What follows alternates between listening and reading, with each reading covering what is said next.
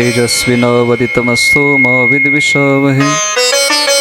ओम शांति ओम शांति ओम शांति।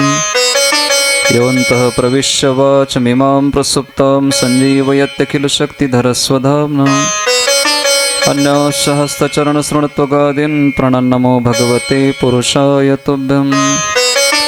ब्रह्मानन्दं परमसुखदं केवलं ज्ञानमूर्तिं द्वन्द्वातीतं गगनसदृशं तत्त्वमशादिलक्ष्यम् एकं नित्यमनवचलं सर्वधी साक्षिभूतं भावातीतं त्रिगुणरहितं सद्गुरुं तं नमामि।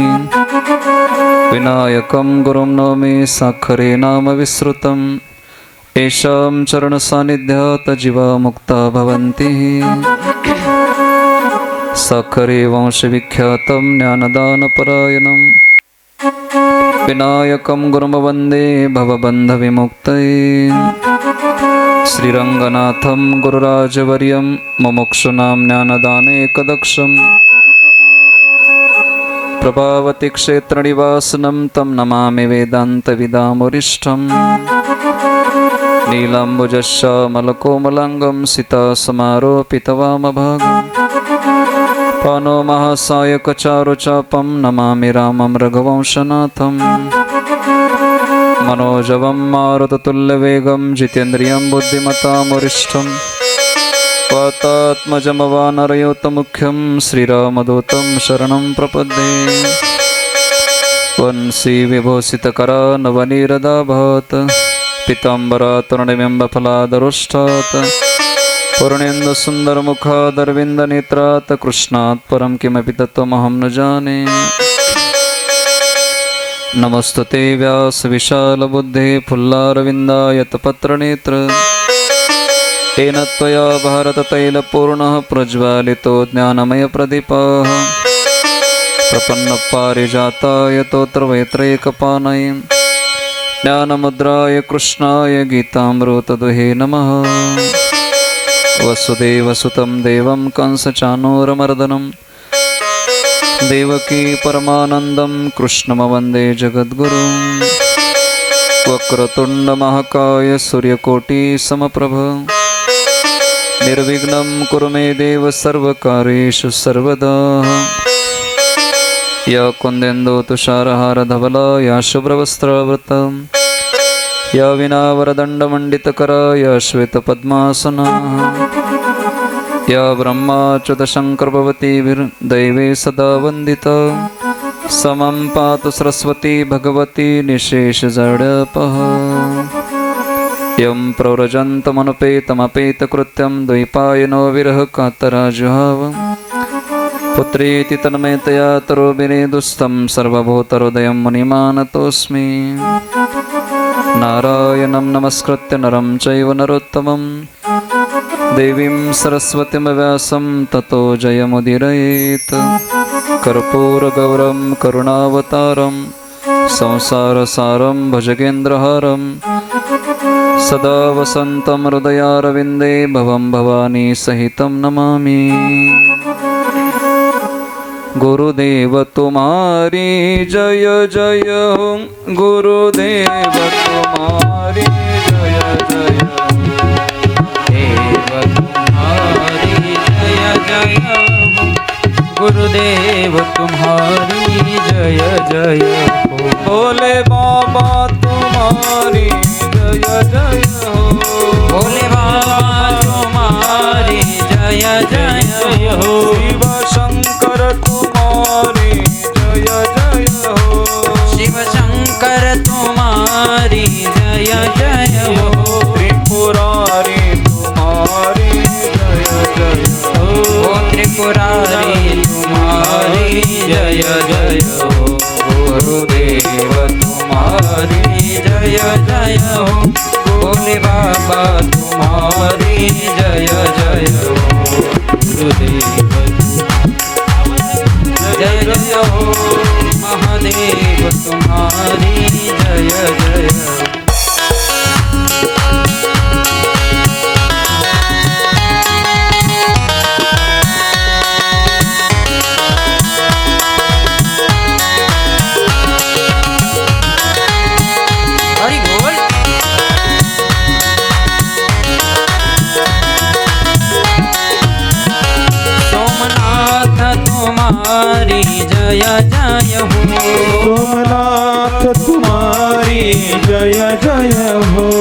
उमानाथ तुम्हारी जय जय हो सोमनाथ तुम्हारी जय हो उमा शंकर तुम्हारी जय जय हो उमा शंकर तुम्हारी जय जय हो भोलेनाथ तुम्हारी जय जय ओ हो भोलेनाथ तुम्हारी जय जय हो हे गुरुदेव तुम्हारी जय जय हो गुरुदेव तुम्हारी जय जय हो गुरुदेव तुम्हारी हरि बोल। जय जय हो भोलेनाथ तुम्हारी जय जय हो जय भोले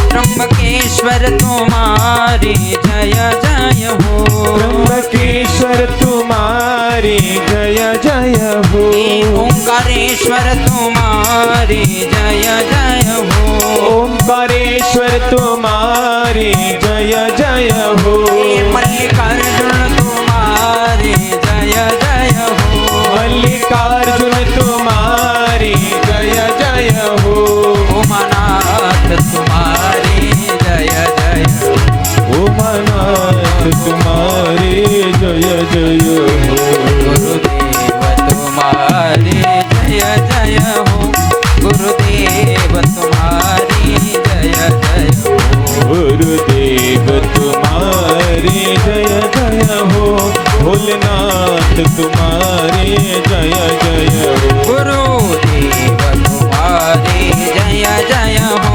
गुरुदेव तुम्हारी जय जय हो गुरुदेव तुम्हारी जय भोलेनाथ। जय जय हो भोलेनाथ तुम्हारी जय जय हो ओ गुरुदेव तुम्हारी जय जय हो गुरुदेव तुम्हारी जय जय हो हे भोलेनाथ तुम्हारी जय जय हो भोलेनाथ तुम्हारी जय जय हो हे उमानाथ तुम्हारी जय जय हो उमानाथ तुम्हारी जय जय हो गुरुदेव तुम्हारी जय जय हो गुरुदेव तुम्हारी जय जय हो गुरुदेव तुम्हारी जय जय हो भोलेनाथ तुम्हारी जय जय हो गुरुदेव तुम्हारी जय जय हो भोलेनाथ तुम्हारी जय जय हो गुरुदेव तुम्हारी जय जय हो भोलेनाथ तुम्हारी जय जय हो नमः पार्वती पते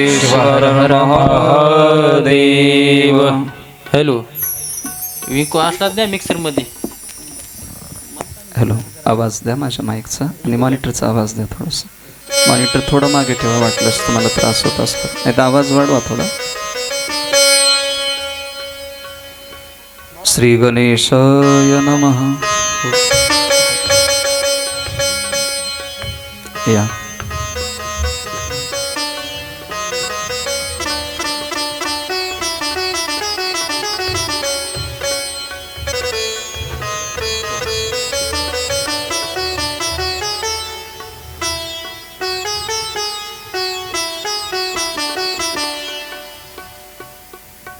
थोडंसं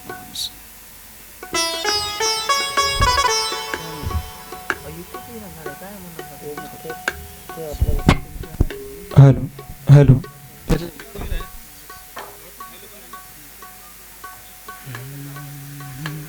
एकच वार माहिती का hello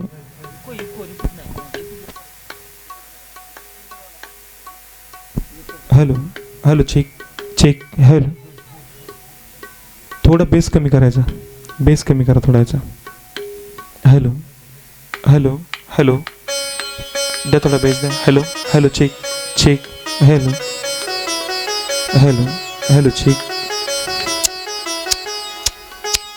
hello hello check hello check hello hello hello hello hello check check hello hello hello.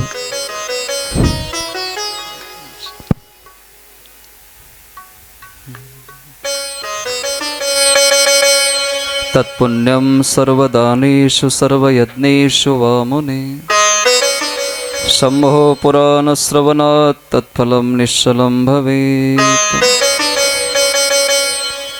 चलत असलेली भगवान शंकराची दिव्य अशी कथा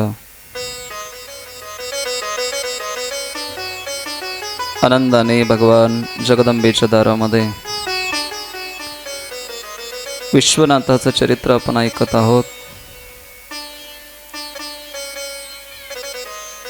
अनंत जन्माचं पुण्य संग्रहित झालं की देवाची कथा ऐकण्याचं सौभाग्य प्राप्त होतं. हॉर्न कमी ठेवा थोडा, इतर आवाज. एखाद्याच्या घरात शिवमहापुराण ग्रंथ असला तर त्याचं घर वैकुंठाप्रमाणे असतं म्हणा. एखादा नियमाने शिवकथेचं वाचन करत असेल, शिवपुराणाचं, तो पुण्यवान आहे, भाग्यवान आहे, दैववान आहे, असं व्यास महाराजांचं मत. जास्त होत नसेल एखादा श्लोक जरी आपण वाचवलो, दिव्य अशी कथा आपण श्रवण केली, त्याचं फार पुण्य आहे. व्यास महाराज सांगतात, शौनकादी महात्मे स्वतःना प्रश्न विचारतात. कोण आहेत शौनक महाराज? शौनक महाराज हे सुनक महाराजांचे चिरंजीव आहेत. सुनक नावाचे फार मोठे महात्मा झाले. त्या महात्म्यांच्या पोटी शौनकांचा जन्म झाला. शौनक महाराजाकडे 10,000 विद्यार्थी शिकायला होते. एवढ्या विद्यार्थ्यांच्या अन्न पाण्याची व्यवस्था करून त्यांना विद्येचं दान करावं एवढी ज्यांची पात्रता आहे ते श्रवण करायला बसलेले. आणि जे देवाचं चरित्र सांगतायत त्यांचं नाव रोमहर्षण असं आहे.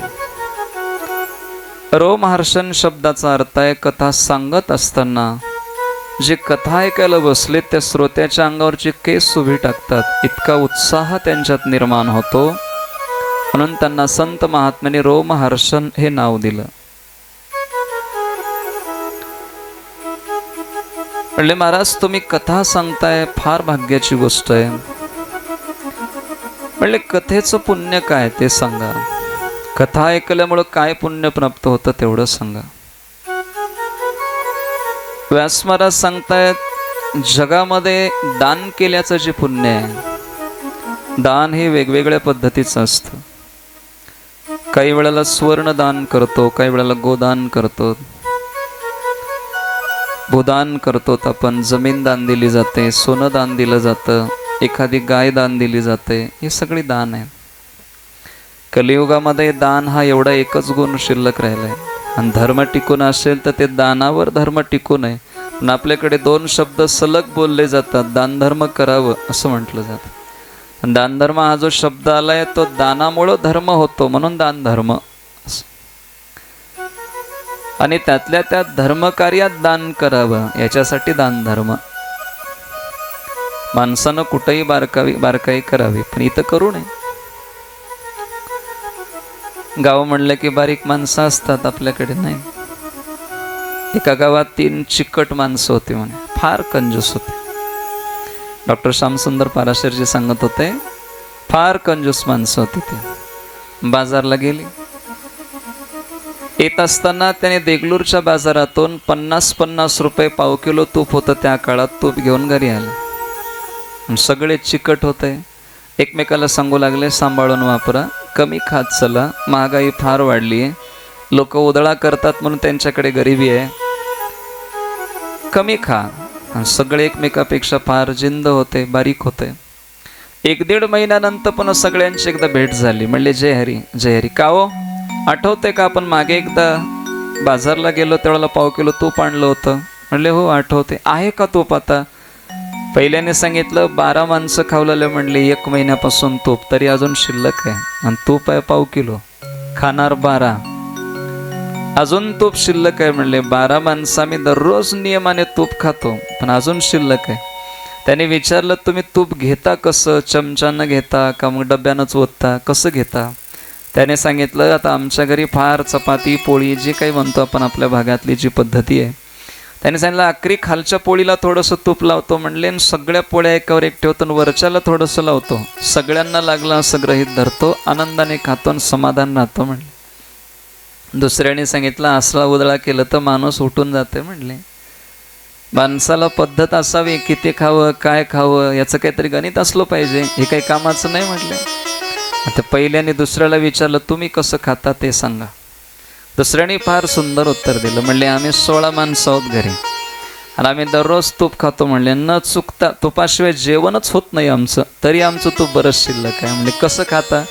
काही नाही म्हणले, आमच्याकडे जी पोळी भाजते दररोज ती एकावर एक ठेवतो आणि बारीक एक तार आहे म्हणले, बारीक एक बायडिंगचं तार असते ना, असं बारीक एक लोखंडाचं तार आहे जी छडी बारीकशी, ते तुपाच्या डब्यात ठेवली आणि असं ते एकदा बुडून काढून त्या पोळीला असं वरून खालीपर्यंत लावतो म्हणले. सगळ्यांना लागलं की आम्ही सगळ्यांना लागलं असं गृहीत धरतो आणि आनंदाने खातो, समाधान राहतं. हे दोघं सांगत असताना तिसरं शांत होतं आणि तिसरं फार जिंद होतं. महाराज अतिशय कंजूस होतं ते. आता त्या तिसऱ्याने काहीच बोललं नाही. दोघं म्हणायला लागले अहो तुम्ही सांगा ना तूप कसं खाता, तुपाचं माप काय, प्रमाण काय, खाण्याची पद्धती काय, कसं खाता, किती खाता. त्याने सांगितलं तुमच्यासारखं उधळा करत नाही म्हणले, ज्या दिवशी तूप आणले त्या दिवशी तूप काचेच्या बॉटलमध्ये भरून ठेवले, वरून झाकण लावले आणि पोळी भाजली की ती बॉटल वरूनच फिरवतो म्हणलं पोळीवर, त्या वरूनच फिरवतो, लागला असं गृहीत धरतो आणि आनंदाने खातो. आता ते तूप किती दिवसाला संपणार आहे तुम्ही कल्पना करा एकदा. आता 1 वर्ष जाईल का 2 वर्ष जाईल का हे जातील ते राहील, काय भरोसा आहे. खाण्याची एक पद्धती असते, खाण्याचं एक माप असतं. माणसाने कुठंही बारकाई करावी, परमार्थात करू नये, सत्कार्या सत्कर्मामध्ये बारकाई करू नये, दानधर्म केलं पाहिजे असा नियम आहे. दान अनेक पद्धतीचं आहे आणि आम्ही दान दिलो त्या पद्धतीने आम्हाला प्राप्तही होतं. म्हणा शास्त्र सांगतं या जन्मात जर आम्ही भूमिदान दिली तर पुढच्या जन्मात आम्ही श्रीमंत म्हणून जन्माला येतो. या जन्मात जर आम्ही सोनं दान केलं पुढच्या जन्मात आम्ही सुंदर म्हणून जन्माला येतो. एक प्रत्येकाला वेगवेगळी फलश्रुती सांगितली, वेगवेगळा भाव सांगितला. दान धर्म झालं पाहिजे. नाहीच जमलं, आपल्याकडे जे तपाचं पुण्य आहे त्या तपाचं पुण्य शिवकथेने प्राप्त होते. आता तप करणं कठीण झालं. आम्हाला तपश्चर्या होते का आता सध्या होत नाही. आम्हाला 2 तास कथेला बसणं होत नाही. तप करायचा काय प्रश्न आहे, होत नाही. आम्ही 2 तासात, मला सांगा एकदा जर आसन सिद्ध करायचं असलं तर 3.5 तास एका आसनावर बसावं लागतं. एकदा मांडी घातली की 3.5 तास ती मोडायची नसते. पण 3.5 तासामध्ये 84 बार आपण ते बदलतो. मला 84 आसनं होतात आमची, म्हणून आम्हाला आसन सिद्ध होतच नाही. गंमत अशी आहे तर राम जय जय राम, श्री राम जय जय राम, राम जय जय राम, श्री राम जय जय राम, श्री राम जय जय राम, श्री राम जय जय राम, श्री राम जय जय राम, श्री राम जय जय राम, श्री राम जय जय राम, श्री राम जय जय राम, श्री राम जय जय राम, श्री राम जय जय राम, श्री राम जय जय राम, श्री राम जय जय राम, श्री राम जय जय राम,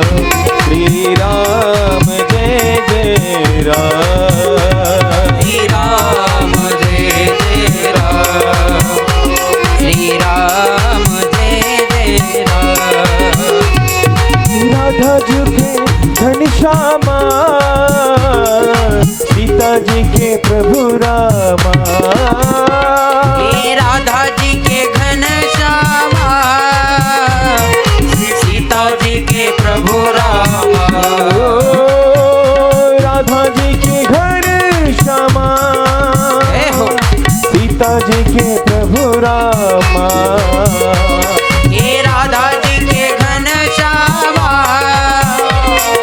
सीता जी के प्रभु रामा।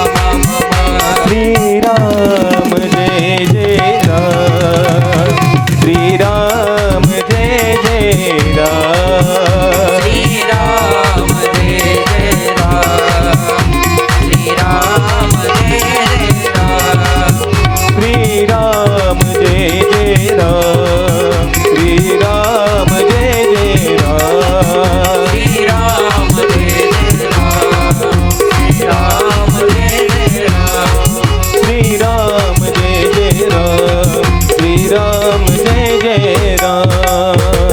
गोपाल कृष्ण भगवान की जय, राजा रामचंद्र भगवान की जय। जय नमः पार्वती पते हर हर हर हर महादेव। जय हो। तत्पुण्यम सर्वदानेषु सर्वयज्ञेषु वामने। सर्व प्रकारच्या यज्ञाचं जे पुण्य आहे ते देवाच्या कथेनं प्राप्त होतं. सर्व प्रकारचं दान केल्याचं जे पुण्य आहे ते देवाच्या कथेनं प्राप्त होतं. शंभो पुराण श्रवणा तत्फलम निश्चलम भवेत. महादेवाची बरीच नावं आहेत, पण महादेवाचं सगळ्यात अगोदरचं नाव म्हणजे शंभो. शंभो हे महादेवाचं पहिलं नाव आहे आणि याच्यानंतर बाकीचे नावं महादेवाला प्राप्त झाली.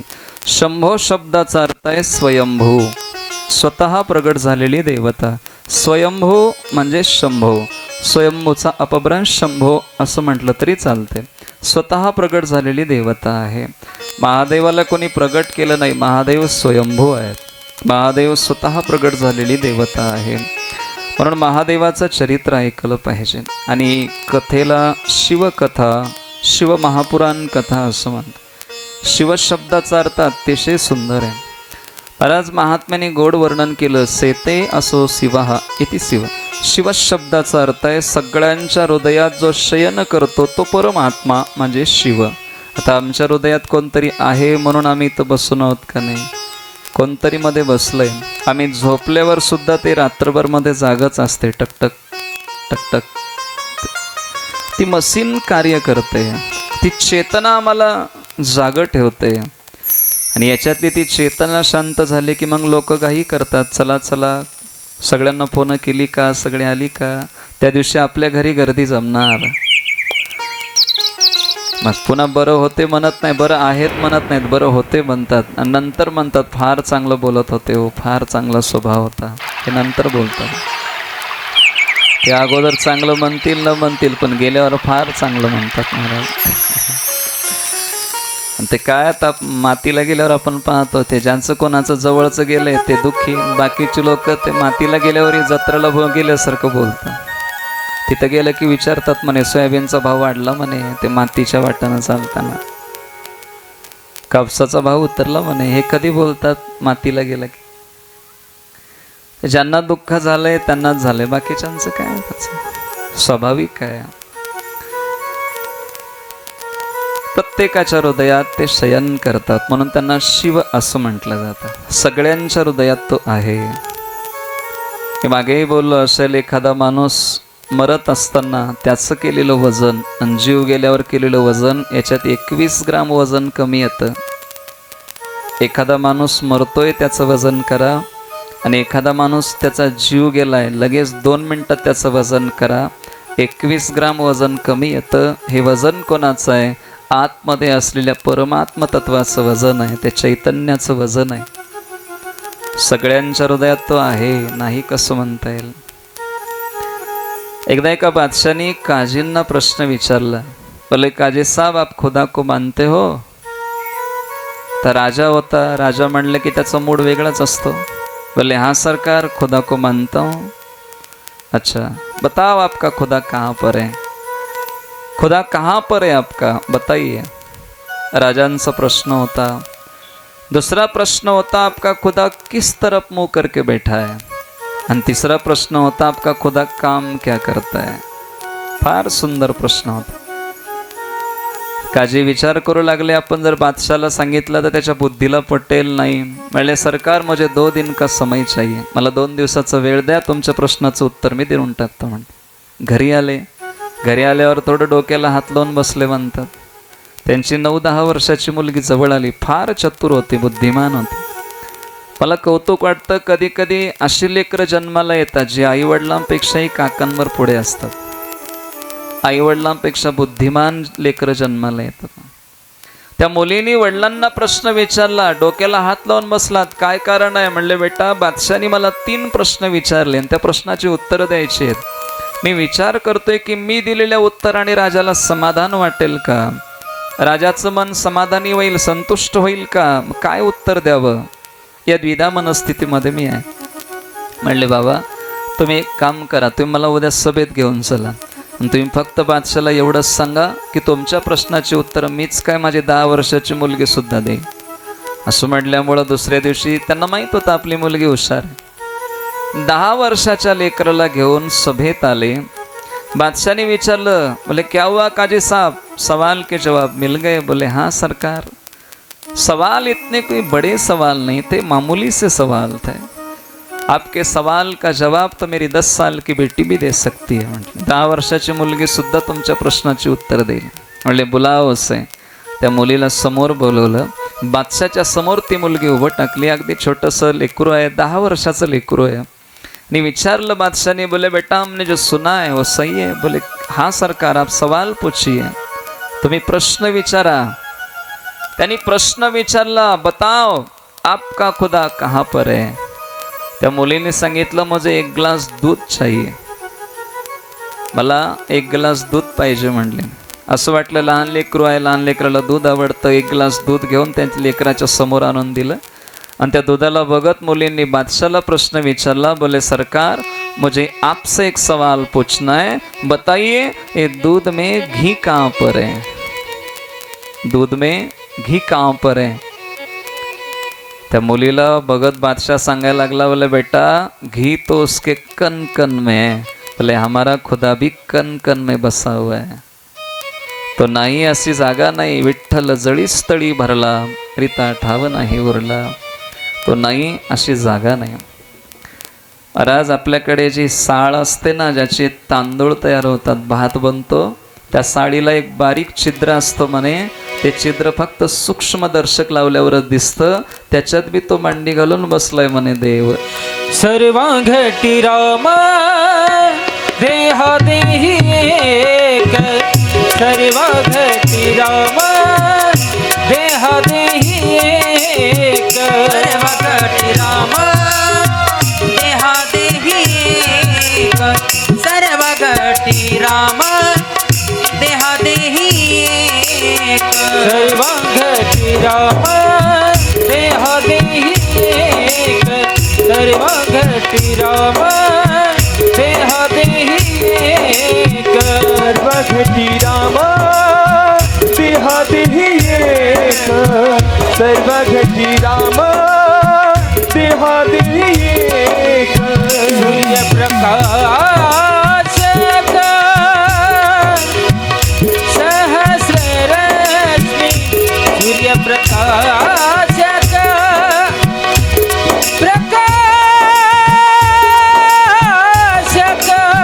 सहस्र रश्मि, हरिमुखे मना, हरिमुखे मना, हरिमुखे मना, हरिमुखे मना, हरिमुखे मना, हरिमुखे मना, हरिमुखे मना, हरिमुखे मना.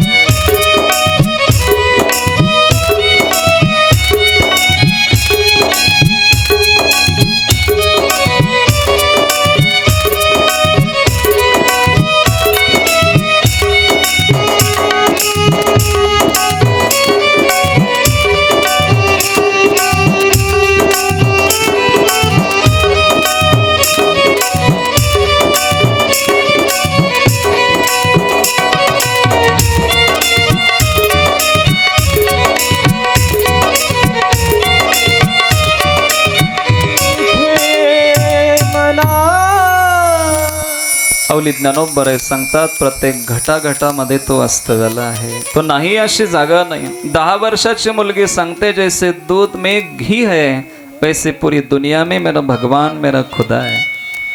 त्याने दुसरा प्रश्न विचारला, आपका खुदा किस तरफ मुंह करके बैठा है. त्या मुलीने सांगितलं, मुझे एक दिया चाहिए. दिवा लावून त्या मुलीच्या हातात दिलं. त्याने विचारलं, म्हणले, सरकार मुझे आपसे सवाल पूछना है, दिए का मुंह किस तरफ है. दिए का मुंह किस तरफ है. ये सांगायला लागले, बोले बेटा इसका मुंह तो हर तरफ है, वैसे मेरा खुदा हर तरफ मुंह करके बैठा है. हरीची दासा हरी दाही दिशा, सगळीकडे तो आहे, नाही असं नाही. तो नाही अशी जागा नाही, सगळीकडे त्याचं मुख आहे, सगळीकडे तो पाहतोय. ले बेटा मेरा तीसरा सवाल है, आपका खुदा काम क्या करता है. त्या मुलीनं सांगितलं बादशाला, म्हणले सरकार तुम्हाला राग येईल पण माझी एक इच्छा आहे, मला त्या जागेवर बसायचं आहे. दररोज ज्या सिंहासनावर तुम्ही बसताय मुझे वहाँ पे बैठना है, आप नीचे आ सकते हो. बादशाह खाली उतरला. 10 वर्षाची मुलगी जाऊन बादशाच्या गादीवर बसली. बसली तर बसली, अगदी थाटात आयटीत ती बसली. आणि बसल्यानंतर मग पुन्हा त्यांनी विचारलं, बोले बेटा मेरे सवाल का जवाब दे दो. बोले सरकार अगर खुदा के मन में आ जाए तो राजा को रंक बनाता है, रंक को राजा बनाता है. कारण आत्ता मी राजा आहे आणि तुम्ही सामान्य आहात. थोड्या वेळाखाली मी सामान्य होते आणि तुम्ही राजा होते. पण त्याच्या मनात आल्यावर कोणाला श्रीमंत करेल, कोणाला गरीब करेल, काही सांगता येत नाही. तुका मने आले समर्थाच्या मना, तरी होय राणा रंक त्याचा. आले देवाजीच्या मना, तेथे कोणाचे चालेना, तेथे कोणाचे चालेना, तेथे कोणाचे चालेना. देवाजीच्या मना, तेथे कोणाचे चालेना, तेथे कोणाचे चालेना, तेथे कोणाचे चालेना. आले देवाजीच्या मना, तेथे कोणाचे चालेना. आले देवाजीच्या मना, तेथे कोणाचे चालेना. आले देवाजीच्या मना, तेथे कोणाचे चालेना. आले देवाजीच्या मना, तेथे कोणाचे चालेना. आले देवाजीच्या मना, तेथे कोणाचे चालेना. आले देवाजीच्या मना, तेथे कोणाचे चालेना. आले देवाजीच्या मना, तेथे कोणाचे चालेना. तेथे कोणाचे चालेना, तेथे कोणाचे चालेना. ईश्वराच्या मनात आलं की तो काही करू शकतो. आपलं काही चालत नाही महाराज, सगळं त्याच्या इच्छेनं चालते. परमार्थ करणं म्हणजे फार वेगळं नाही, त्याच्या इच्छेत आपली इच्छा मिसळणं म्हणजे परमार्थ आहे. जो तेरी मर्जी सो मेरी मर्जी बस. एकदा एक साधू एका नावेत बसून चालले आणि त्याच नावेत काही व्यापारी वर्ग बसलेला होता. फार श्रीमंत माणसं त्याच्यात बसली होती आणि ती नाव नेमकं पाण्याच्या मधोमध होती. नदीतून ती नाव चाललेली आणि मध्य भागात ती नाव आली. वादळ सुटलं आणि ती नाव अशी डग डग डग डग डग डग करू लागली. ज्याच्याकडे जास्त पैसा आहे त्याला मरणाची जास्त भीती वाटते, ज्याच्याकडे काही नाही त्याला फार भीती वाटत नाही. सगळे सेठ सावकार बसलेले होते, श्रीमंत माणसं बसलेले होते आणि त्याच्यात ते फक्कड महात्मा साधू बसलेले होते. साधूला काही चिंता नाही, नाव अशी लक लक लक लक हालते तरी साधूचं भजन चालूच आहे. आणि ह्या सगळ्यांना मात्र भीती वाटते. नाव आता बुडते की काय असं वाटू लागलं. महात्म्यांनी त्या नदीतलं पाणी कमंडलून घेऊ लागले, नावेत टाकू लागले. नदीतलं पाणी घेऊ लागले, नावेत टाकू लागले. सगळे म्हणले बाबांच्या डोक्यावर परिणाम झालाय. बाबा नाव बुडण्याच्या तयारीत आहे, तुम्ही पाणी टाकाल तर चटकन बुडेल नाव, थांबा थांबा. साधू काहीच बोलत नाही. आणि पाहता पाहता 10-20 मिनिटाच्या या वादळानंतर वादळ शांत झालं आणि नाव पैल तीराला पोहोचली. त्यावेळेला महात्म्याने कमंडलू घेतलं, नावेत असलेलं पाणी काढून नदीला परत टाकू लागले. सगळे म्हणले बाबांच्या डोक्यावर परिणाम झालाय. महात्म्याला विचारायला लागले, बाबा आप ऐसा क्यों कर रहे थे बताइए. नाव बुडण्याच्या तयारीत होती, तुम्ही पाणी टाकत होते, नाव आता पैल तीराला आली, पाणी काढताय, काय कारण आहे तेवढं सांगा म्हटलं. महात्म्याने फार सुंदर उत्तर दिलं. महात्मा सांगू लागले, अरे पाण्याच्या मधोमध आपली नाव अशी लक लक लक हलते, ती बुडणार आहे असं वाटलं. मी देवाला सांगत होतो, तुला जर आम्हाला बुडून मारायचं असेल तर चटकन मार, आमची तयारी आहे, घेऊन जा आम्हाला. मग ते पाणी टाकून हळूहळू लवकर बुडू दे, मार, आम्ही तयार आहोत. आणि पैल तीराला नाव आली, असं वाटलं की तुलाच मारायचं नसेल तर आम्ही घाई कशाला करायची, राहू दे मग कॅन्सर. याला साधू बनतात, जो तेरी मर्जी सो मेरी मर्जी, तेरी मर्जी का मैं हो गुलाम. काय महात्मे गातात 2 मिनिट. तेरी मर्जी का मैं हूँ गुलाम, मेरे अलबेले राम. तेरी मर्जी का मैं हूँ गुलाम, हो मेरे अलबेले राम. तेरी मर्जी का, तेरी मर्जी का, तेरी मर्जी का मैं हूँ गुलाम, मेरे अलबेले राम. तेरी मर्जी का मैं हूँ गुलाम, मेरे अलबेले राम. तेरी मर्जी का मैं हूँ गुलाम, मेरे अलबेले राम. तेरी मर्जी का मैं हूँ गुलाम, मेरे अलबेले राम. मर्जी का मैं हूँ गुलाम, मेरे अलबेले राम. तेरी मर्जी का मैं हूँ गुलाम, मेरे अलबेले राम.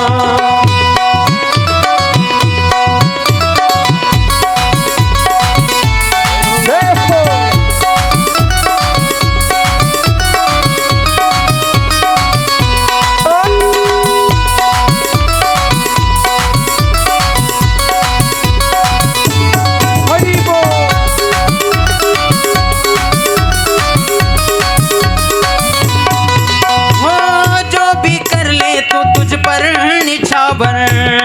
कर ले तुझको निछावर. हो दौलत मेरी तेरा नाम मेरे राम. दौलत में तेरा नाम अलबेला. जो भी कर ले वो तुझ पे निछावर. तुझको निछावर, तुझको निछावर. दौलत मेरी है तेरा नाम.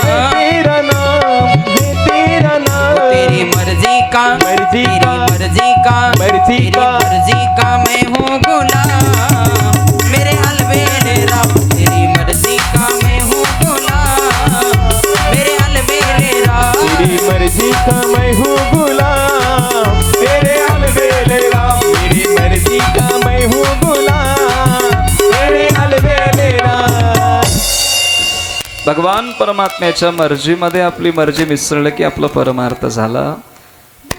महाराज, जो प्रत्येकाच्या हृदयात अंतकरणात वास्तव्य करतो त्याला शिव म्हणतात, त्यांना शंकर म्हणतात. आणि त्या परमात्म्याची कथा आपण श्रवण करत आहोत. आनंदाने देवाच्या कथेत श्रवणामध्ये लीन होणं ही अतिशय भाग्याची गोष्ट मानली जाते. महादेवाचं भजन फार सोपं आहे. एक चोर चोरी करत असताना दररोज एखाद्याकडून जर काही काढून घ्यायचं असेल, लपलेले आहेत, वाटसरू चाललाय, त्यावेळेला त्या बाकीच्या माणसांना सांगताना तो संकेताने बोलायचा, हर्र हर्र. या शब्दाचा अर्थ त्यांचं हरण करा, काढून घ्या, पकडा पकडा, तो एकटा आहे म्हणून ते हर्र म्हणायची कोडवर्ड आहे ही भाषा. पण तो एका दिवशी मेला, पण ते हर हर 2 शब्द महादेवाला प्रिय असल्यामुळं कैलासाला गेला. आयुष्यभर चोरी केल्यावर सुद्धा तो तिथं पोहोचला म्हणतो. याच्यापेक्षा सोपं भजन काय असावं सांगा. एक माणूस दररोज वेश्येला भेटायला जातो. जात असताना सुंदर असे कमळाचं फूल त्या वेश्येला फार प्रिय होतं. दररोज ते फूल घेऊन जायचं. वेश्येला भेटण्याच्या घाईघाईमध्ये एका दिवशी ठेच लागली, धाड दिशत तो पडला, डोक्याला मार लागला. त्यावेळेला त्याच्या लक्षात आलं, आता मी इथून उठणं शक्य नाही, माझा प्राण जाणार आहे, काय करावं. कमळाचं फूल त्याने हात असं थोडंसं वर उचललं आणि एक वाक्य त्याच्या मुखाने बोलला, शिवार्पणमस्तु शिवार्पणमस्तु. एवढं म्हणून ते फूल असं सोडलं आणि तो मेला. आयुष्यभर वाईट वागला, पण तेवढं एक वाक्य शेवटी बोलल्यामुळं नंतर तो मेल्या मेल्या कैलासातून विमान आलं आणि विमानात बसून त्याला कैलासाला शिवधामाला घेऊन गेला. याच्यापेक्षा सोपी देवता कोणती असावी, सहज सुलभ असलेली देवता कोणती असावी, आणि याच्यापेक्षा सोपं भजन कोणतं असेल? काय वेदातली मंत्र म्हणायची गरज नाही. महादेवाच्या मंदिरात गेल्यावर हर हर महादेव एवढं जरी म्हटलं तरी त्याला मोक्ष आहे, त्याला मुक्ती आहे. फार सोपं भजन आहे महाराज. महादेवाचं चरित्र अतिशय पावन आहे, अतिशय पवित्र आहे.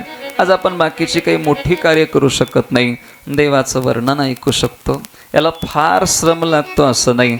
आनंदाने आपण शांत चित्ताने थोडीशी कथा मन लावून ऐकली तर निश्चितपणे याचा उद्धार होतोच. गंमत अशी आहे, काल आपण चरित्र ऐकत होतो. ब्रह्मदेवाचा थोडा अपमान झाल्यासारखं वाटलं, कारण ब्रह्मदेव संध्येच्या मागे लागले होते. संध्या ही मुलगी आहे, कन्या आहे, पण काम निर्माण झाल्यामुळं त्यांच्या लक्षात आलं नाही. कामाने एक बाण सोडला, सगळ्यांना काममोहित केलं होतं. काल आपण चरित्र ऐकलं. महादेव बोलले आणि महादेवांचे शब्द ब्रह्मदेवाच्या मनाला लागले होते. काही बोलता आलं नाही, चूक झाली, पण मनात मात्र ते घर करून होता. मनात म्हणू लागले, गृहस्थी माणसाला संसाराचं कामाचं किती प्रेम असतं हे महादेवाला काय कळणार आहे. महादेव कोण आहेत? महादेव सदाशिव आहेत. आपण म्हणतो ना एकटा जीव सदाशिव, कारण महादेवाचं लग्न झालं नाही. लग्न झालं नाही म्हणून त्यांना संसाराचं काही प्रेम माहीत नाही. काहीतरी केलं पाहिजे, महादेवाचं लग्न जमलं पाहिजे. याच्यासाठी काय करावं हा प्रश्न पडला. ब्रह्मदेवाचा मानसपुत्र आहे, त्याचं नाव आहे दक्ष. दक्षाचं लग्न झालं आसिकनी कन्येसोबत आणि ते अतिशय गुणवान होते. यांना अगोदर 10,000 लेकरं झाली असं श्रीमद भागवतातही उल्लेख आहे, शिवपुराणातही उल्लेख आहे. या 10,000च्या 10,000 लेकरांना नारदानी ब्रह्मचारी करून टाकलं. त्यांना प्रश्न विचारले होते, ए पोरो कुठं चाललात? त्या 10,000 पोराने सांगितलं, आम्ही तप करायला चाललो. तप करून काय करणार आहात? म्हणले तप करून पुन्हा आम्ही गृहस्थाश्रमात येणार, लग्न करणार, सृष्टीचं सृजन करायचं आहे, जग वाढवायचं आहे, याच्याकरता आम्ही तपश्चर्या करणार आहोत. तर मुलांना सांगितलं, मी काही प्रश्न विचारतो त्याची उत्तरं द्या म्हटले. म्हणले असा एक देश आहे ज्या देशामध्ये एकच माणूस आहे, कोणता देश आहे तेवढं सांगा. मुलांनी मान हलवली, आहा माहीत नाही म्हणले. म्हणले एक गुफा आहे, ज्या गुफेत गेलेला माणूस परत आलाच नाही आजपर्यंत. कोणती गुफा आहे माहीत आहे का? त्याने सांगितलं नाही. म्हणले एक नदी आहे जी दोन्हीकडे वाहते, ती कोणती नदी आहे माहीत आहे का? म्हणले नाही. एक हंस नावाचा पक्षी आहे, तो बोलतो एक, त्याचा अर्थ वेगळाच निघतो, माहीत आहे का? ते म्हणले नाही. म्हणले महाराज तुम्ही या प्रश्नाची उत्तर द्या. त्याने सांगितलं उत्तर देतो म्हणले, पण अगोदर तुम्हाला मला गुरु करावं लागेल, शिष्य व्हावं लागेल आणि माझ्यासारखं ब्रह्मचारी राहावं लागेल. म्हणले लग्न करायला जमणार नाही. ते म्हणले प्रश्नाची उत्तर द्या, लग्न कॅन्सल. म्हणले काय? 10,000चे 10,000 ब्रह्मचारीच राहिले. नारदांना त्यांनी गुरु मानलं. सांगा म्हणले प्रश्नाची उत्तर. म्हणले पहिला प्रश्न होता, असा एक देश आहे ज्या देशात एकच व्यक्ती आहे, तो देश आणि तो व्यक्ती कोण आहे? त्याचं नाव भगवान श्रीमन नारायण किंवा भगवान श्री शंकरजी. त्यांना आपण परब्रह्म परमात्मा असं म्हणतो. जगात एकच आहे आणि सगळी त्याचीच रूपं आहेत, फक्त तो परमात्मा एकटाच. म्हणले एक नदी आहे जी दोन्हीकडे वाहते, त्या नदीला माया नदी असं म्हणतात. माया नदी, मायेचा प्रवाह दोन्हीकडे असतो. तर आपली नदी एका बाजूने आली तर दुसरीकडे वाहते. भारत देशातल्या बहुतांशी नद्या पूर्वेकडे वाहतात, पूर्वाभिमुख आहेत, त्या पूर्वेकडे वाहतात. 1-2 नद्या जर सोडल्या तर बाकीच्या नद्या सगळ्या पूर्वेकडे वाहतात भारत देशातल्या.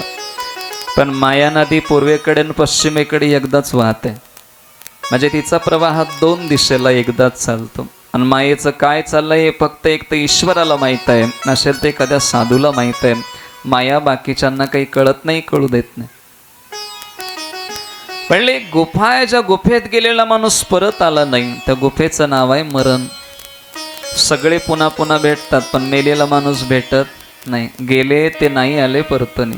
ते एवढे माणसं गेले महाराज, कोण कोण आले परत? कोणीच येत नाही कोणीच. आता उगनंत म्हणतात हे स्वप्नात आले, ते आले. स्वप्नात आले म्हणजे ते आपल्या चित्तात होते म्हणून स्वप्नात दिसले, ते काय बाहेरून आले नाही. आपल्या चित्तामध्ये कुठतरी ते घर करून बसले म्हणून आहे. आता स्वप्नात कोणी काही वेळेला कधीच न भेटलेला माणूस स्वप्नात येतो, महाराज जय हरी म्हणतो. कधीच त्याची आपली काही गाठ भेट नाही, त्याची ओळख नाही, असा एखादा व्यक्ती स्वप्नात येतो. मला सांगा, तो माणूस कधीच भेटला नाही, मग स्वप्नात कसा आला असेल? त्याचं वर्णन असं आहे, या जन्मात तो भेटला नाही, पण पूर्वजन्मात कुठंतरी त्याची आपली भेट झाली आणि ते चित्तामध्ये घर करून येतो आणि ते आज व्यक्त झालं, प्रगट झालं. या निमित्ताने त्यांची आपली गाठभेट स्वप्नात झाली. गेले ते नाही आले परतून. म्हणजे मेलेला माणूस परत येत नाही, ती गुहा म्हणजे मृत्यूचं द्वार आहे. आणि विचित्र भाषा बोलणारा तो हंस पक्षी म्हणजे वेद आहेत, शास्त्र आहेत. शास्त्राला काय म्हणायचं फार कमी लोकांना कळालं. शास्त्र सगळ्यांना कळत नाहीत महाराज, फार कमी माणसाला शास्त्र कळतं. जे बुद्धिमान आहेत, विद्वान आहेत, पंडित आहेत, मोजक्या माणसांना शास्त्र कळतं, बाकीच्या लोकांना काही कळत. योग असा आहे म्हणले महाराज. मग आता काय? आता काहीच नाही, ब्रह्मचारी राहायचं. पुन्हा एकदा 1000 लेकरं जन्माला आणली. संकल्प सृष्टी होती, 1000-2000 लेकरं एकदा जन्माला यायची महाराज. मैथुनी सृष्टी मनुराजापासून चालू झाली पुढे. अगोदर ही सृष्टी नव्हती, अगोदर संकल्प सृष्टी होती. मग नंतर 1000 लेकरं पुन्हा जन्माला आणली. पुन्हा महात्म्याने संन्यासी करून टाकलं, ब्रह्मचारी केलं नारदजीने. ते दक्ष महाराजांना राग आला. दक्ष महाराज म्हणले, हे बाबा आपण लग्न करणं दुसऱ्याचं जमू दे ना, कस करावं म्हटलं. नारदजी लग्न करत नाहीत आणि दुसरं कोणाचं होत असेल ते नारदांना बरं वाटत नाही. नारदांना शाप दिला, नारदजी मी तुम्हाला शाप देतो, आजपासून 2 घटिका सुद्धा एका जागेवर तुम्ही थांबू शकणार नाही. नारदजी म्हणले, अच्छा हुआ पाणी बहता भला जोगी रमता भला. पाणी वाहत राहिलं की स्वच्छ राहतं, महाराज फिरत राहिले की निष्कलंक राहतात. ते जर एका जागी राहिले तर ते कलंक लागण्याची भीती असते आणि पाणी गडूळ होण्याची भीती असते. म्हणून जोगी रमता भला पाणी बहता भला. साधूने फिरत असावं, साधू स्थिर असू नये. काही कारण नसताना सुद्धा साधूवरती आळ येतो महाराज कधी कधी. एका गावामध्ये एक मोठा माणूस आहे, त्या माणसाला तीर्थयात्रा करायची होती आणि त्यांच्याकडे 200 रुपये होते. सोन्याचे नाणे होते, त्या काळातले सोन्याचे पैसे होते. त्याने विचार केलं, बँका नाहीत, घरी पैसे ठेवलं तर कोणतरी चोर येईल, घर फोडेल, पैसे घेऊन जाईल, काय करावं. 200 रुपये घेऊन तो साधूकडे आला. महात्म्याला सांगितलं, म्हणले बाबा माझ्याकडे 200 रुपये आहेत आणि तुमच्या आश्रमात मला ते पैसे ठेवायचे. महात्मा म्हणले, पा तुझं तू ठेव कुठतरी चांगली जागा बघून, आणि परत आलास की तू घेऊन जा. मग त्याने आपल्या आठवणीनं ते पैसे ठेवले, तसेच मग ते कुठतरी लपून ठेवले. 2-3 महिने त्यांनी तीर्थयात्रा केली आणि तीर्थयात्रा करून परत आला. आल्यानंतर महात्म्याच्या आश्रमात गेले. म्हणले बाबा माझे पैसे कुठे आहेत? महात्म्याने सांगितलं, म्हणले बाळ बघ तू कुठे ठेवलास, घेऊन जा. पैसे काढले, घरी घेऊन गेले. आता गंमत आहे का, मागच्या काळात तीर्थयात्रा करून आलं की फार लोक भेटायला येत होते, कारण तीर्थयात्रा मागे कठीण होती. आता काही कठीण नाही, आता प्रवास सोपा झाला. आले, सगळे बोलायला लागले, मग गप्पा गोष्टी व्हायला लागल्या. बोलत बोलत बाहेर जाऊन मंदिरावर बसले. तिथं 10-5 माणसं जमली. यांचा एक जवळचा मित्र, त्यांची पत्नी आजारी पडली होती, म्हणून तो मित्र, माझा मित्र आलाय म्हणून धावत धावत घरी आला. त्यांनी विचारलं, वहिनी कावं? म्हणले माझा मित्र कुठं आहे? म्हणले भाऊजी ते बाहेर गेले. काही नाही म्हणले, माझी पत्नी आजारी पडली, मला 200 रुपये 20 रुपयाची गरज आहे आणि माझ्या मित्राकडे पैसे आहेत मला माहीत आहे, आणि माझा मित्र मला नको म्हणणार नाही. त्याने सांगितलं, म्हणले भाऊजी एक काम करा, ते तर नाही आहेत, तुम्हाला हॉस्पिटलला जायचं आहे, याच्यातले 20 रुपये घ्या आणि तुम्ही जा. 20 रुपये काढून दिले आणि पुन्हा ते पैशाचं गाठडं तसंच बांधून ठेवलं. आता लक्ष द्या, तो माणूस 2-3 तासानंतर घरी आला. त्याने ते पैसे सोडून मोजून बघितले. एकदा मोजून बघितल्यावर त्याच्यात 180 रुपये निघाले. त्यावेळेला मग लगेच पुन्हा बाहेर आला. 5-50 माणसं गोळा केली त्याने. सगळ्यांना सांगायला लागले, अरे तुम्हाला माहित नाही का, हा केवळ दिसायला साधू आहे, याने आपले 20 रुपये चोरले, बेईमानी केली. महाराजांच्या मठात पैसे ठेवले होते, त्यांनी सांगितलं होतं मी पैशाला स्पर्श करत नाही, आणि 20 रुपये काढले. आत्ता मोजल्यावर 180 रुपये निघाले. आता सगळे बाहेर ओट्यावर बसणारी माणसं काही सुज्ञच असतात असं नाही, आणि महाराज लोकांचा अपमान करताना फार लोक पुढे येतात. मला त्याने सांगितलं, म्हणले अशा महाराजांना गाढवावर बसून धिंड काढली पाहिजे, अशा महाराजांना चपला बुटांची माळ त्यांच्या गळ्यात घातली पाहिजे, त्यांच्या तोंडाला काळं फासलं पाहिजे, त्यांचा अपमान करून धिंड काढली पाहिजे. सगळे आले, कुंभारवाड्यात जाऊन गाढव घेऊन आले, गाढवावर महाराजांना बसवलं, त्यांच्या तोंडाला काळं फासलं. साधू 1 म्हणत नाही, 2 म्हणत नाही, साधूचं भजन चालू आहे, श्रीकृष्ण जय कृष्ण, श्रीकृष्ण जय कृष्ण. चपला बोटांची माळ गळ्यात घातली आणि अपमान करून महात्म्याला गावभर फिरवायला लागले महाराज. त्यावेळेला सगळी बघत होते, सगळी महाराजांना नाव ठेवत होते, अरे बघा बघा साधू आहे आणि पैसे चोरतो म्हणले हा. आणि हे धिंड ज्या वेळेला त्यांच्या स्वतःच्या घरापुढे आली, ज्यांनी सुरुवात केलं होतं ते त्यांची पत्नी बाहेर आली आणि बघितलं तर काय, अरे ब्रह्मचारी महात्मा आहे, त्या महात्म्याचा अपमान करते ती लोक. जवळ आली आणि बघितलं तर काय, आपलाच पती आपले मालक समोर आहेत. विचारलं का हो काय झालं, का महाराजांचा अपमान करताय, काय चूक केली आहे बाबांनी. त्यांनी सांगितलं, म्हणले अगं तुम्ही बायका फार भोळ्या असता म्हणले. या महाराजांकडे मी 200 रुपये ठेवले होते आणि या महाराजांनी 20 रुपये चोरून घेतले त्याच्यातले. तुम्ही विनाकारण साधू लोकांवर महाराज लोकांवर विश्वास करता. बाईच्या लक्षात आलं की ते 20 रुपये बाईनी काढले होते आणि यांच्या मित्राला दिले होते. बाई सांगायला लागली, अहो एकदा तुम्ही मला विचारायला पाहिजे होतं की माझे 20 रुपये तू घेतलेस का. एकदा मला विचारून तुम्ही पुढचा पाऊल टाकायला पाहिजे होता. तुम्हाला माहित आहे का, तुमचे 20 रुपये मी घेतले. तुमच्या मित्राची पत्नी आजारी होती, मी त्यांना ते पैसे दिलं होतं. एवढं म्हणल्यानंतर वाईट वाटलं महाराज. साधूचा काही दोष नसताना साधूचा अपमान झाला होता. त्या गाढवाहून त्या महात्म्याला हात धरून खाली उतरवलं, आपल्या हाताने ती माळ काढून टाकली, साधूच्या पायावर डोकं टेकवलं. पटपट पटपट डोळ्यातून अश्रुधारा प्रवाहित होतात.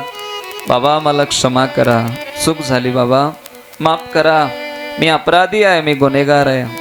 कारण नसताना आम्ही तुम्हाला त्रास दिला, पीडा दिली, हे असं करायला नको तू म्हणले. चूक झाली, क्षमा करा.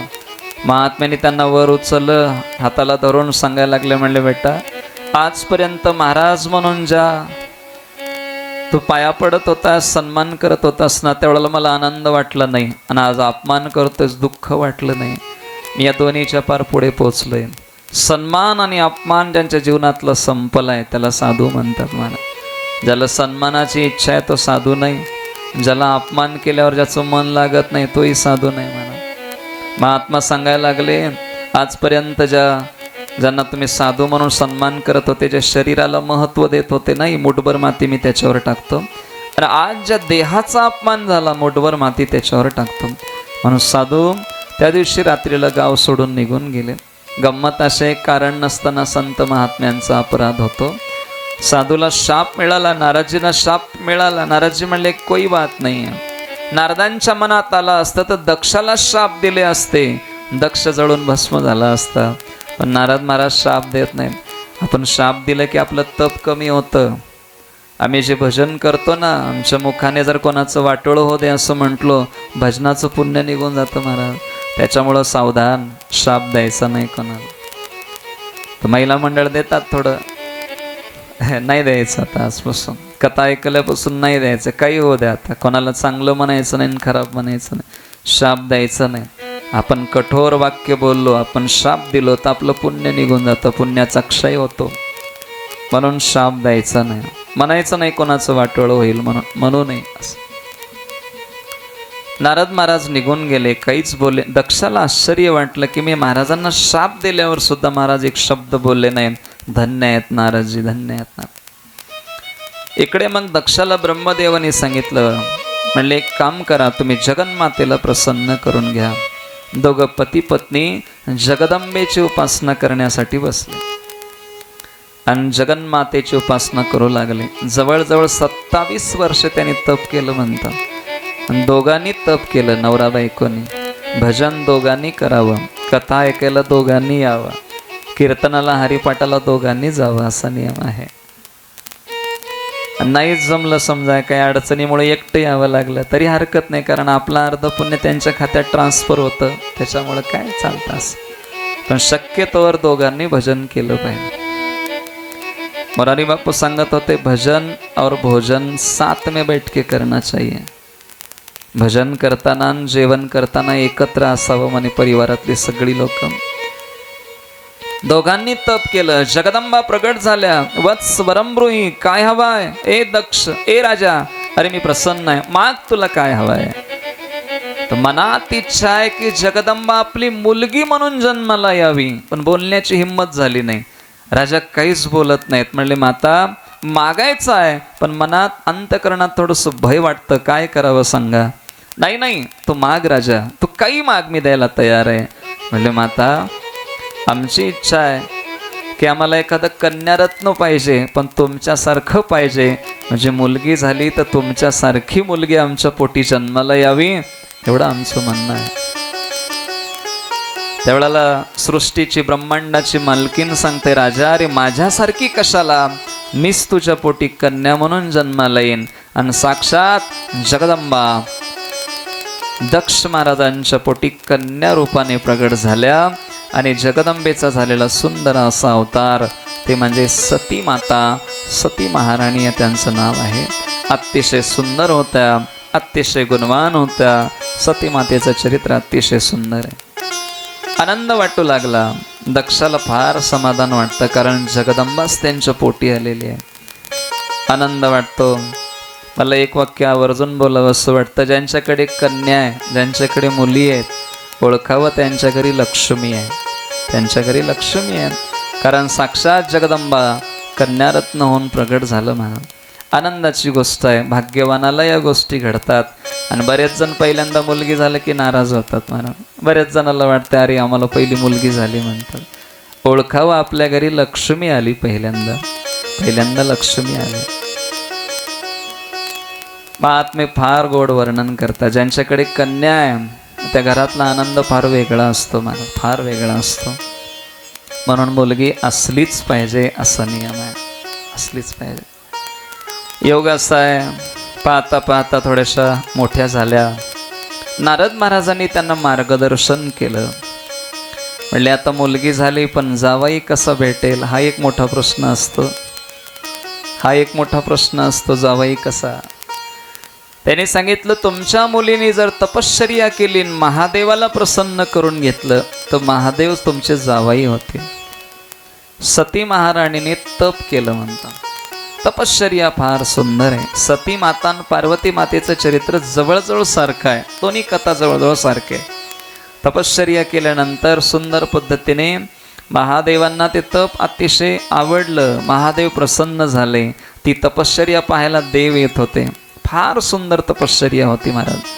तप म्हणजे देहाला कष्टवणं, देहाला पीडा देणं, देहाला कष्ट देणं, याला तपश्चर्या असं म्हणतात.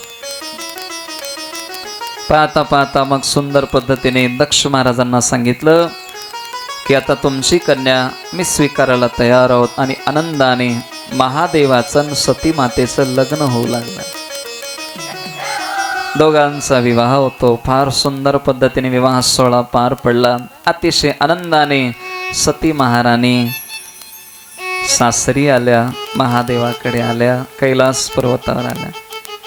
तर बऱ्याच जणाला असं वाटतं ज्यावेळेला नवीन नवरी लग्न करून जाते फार मोठी स्वप्न असतात महाराज. अहो म्हणले बाकीचे देव आहेत, आमचे महादेव आहेत, बाकीच्यांचं घर लहान असेल आणि महादेवाचं बंगलं फार मोठा असेल. महादेवाचा बंगला कसा होता आपल्याला माहित आहे.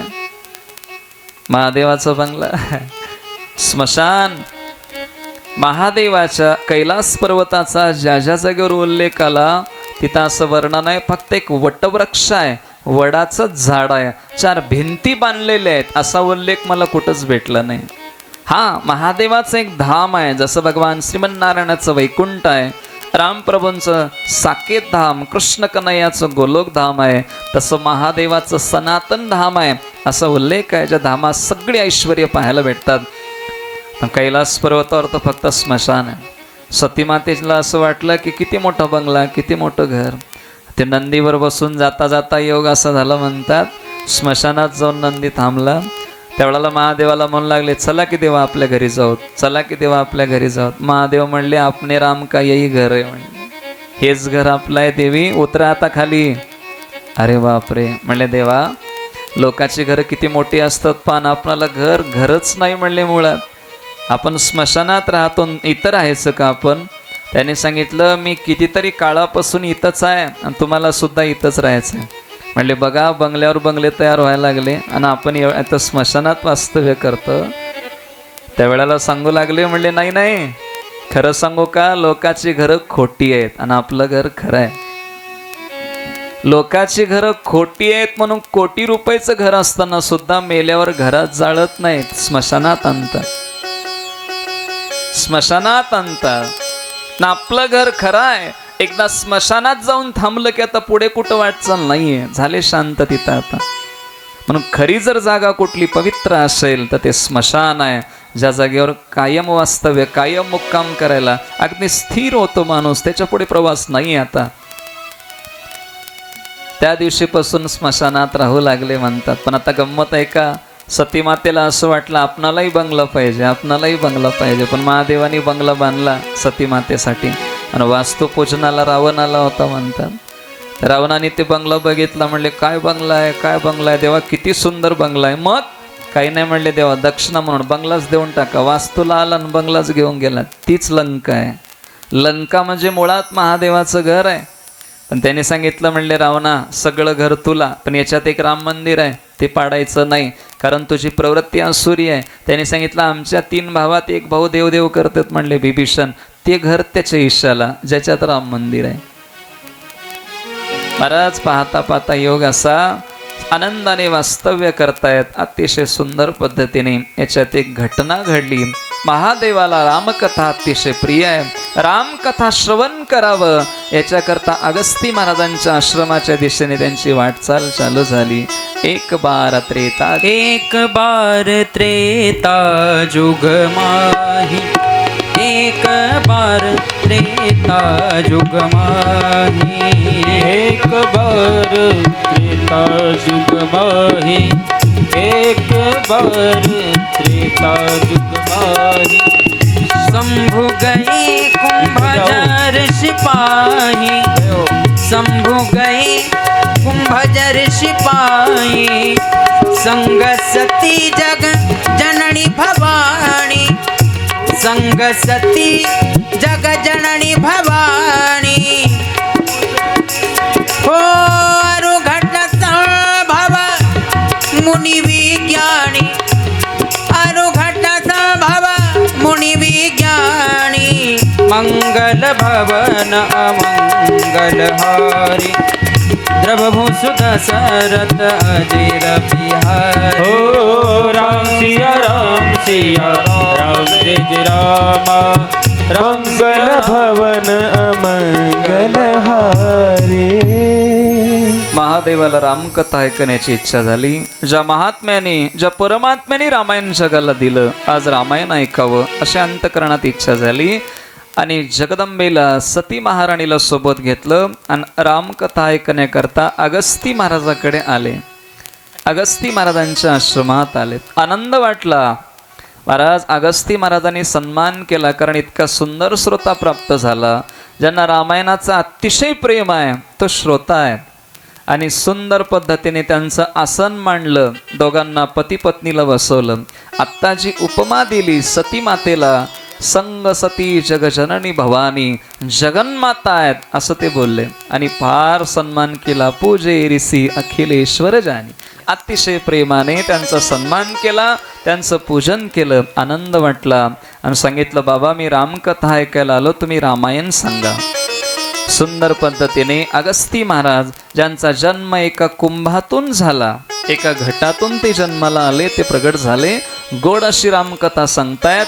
आणि ती रामकथा अतिशय मन लावून ऐकू लागले.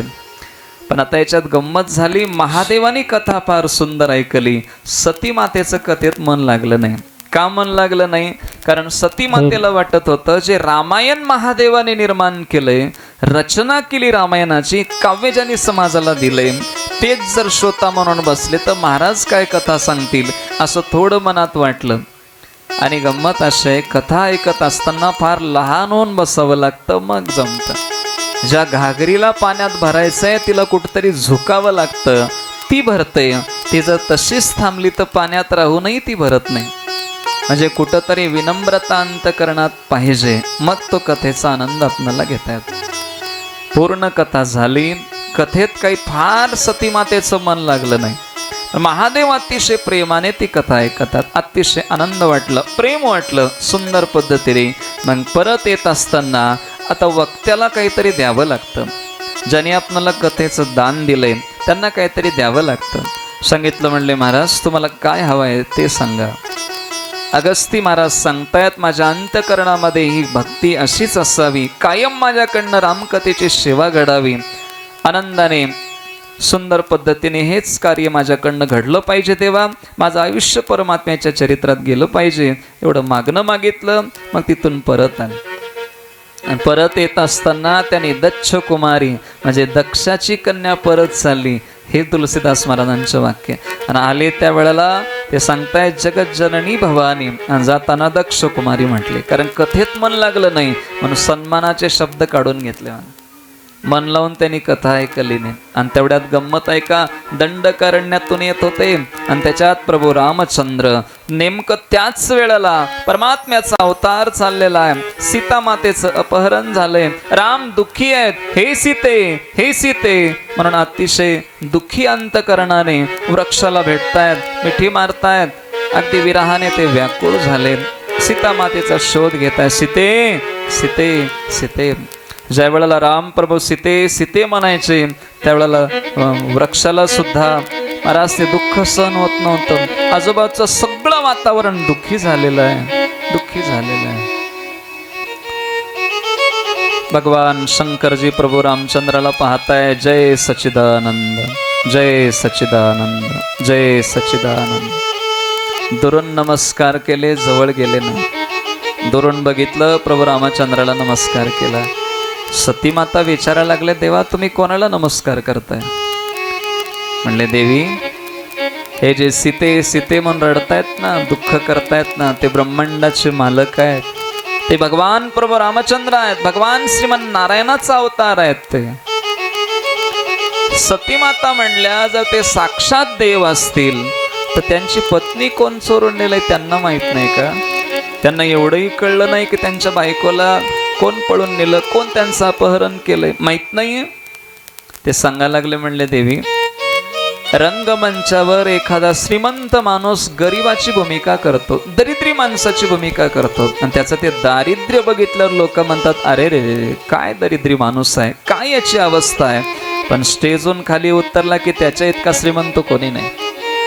तसं रंगमंच आहे, ब्रह्मांडाचे मालक जरी असले तरी रंगमंचावर लीला चालली.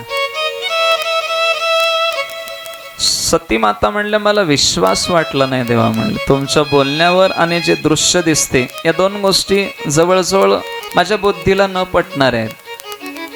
महादेव म्हणले, जर तुम्हाला पटलंच नाही तर परीक्षा घ्या, काही हरकत नाही.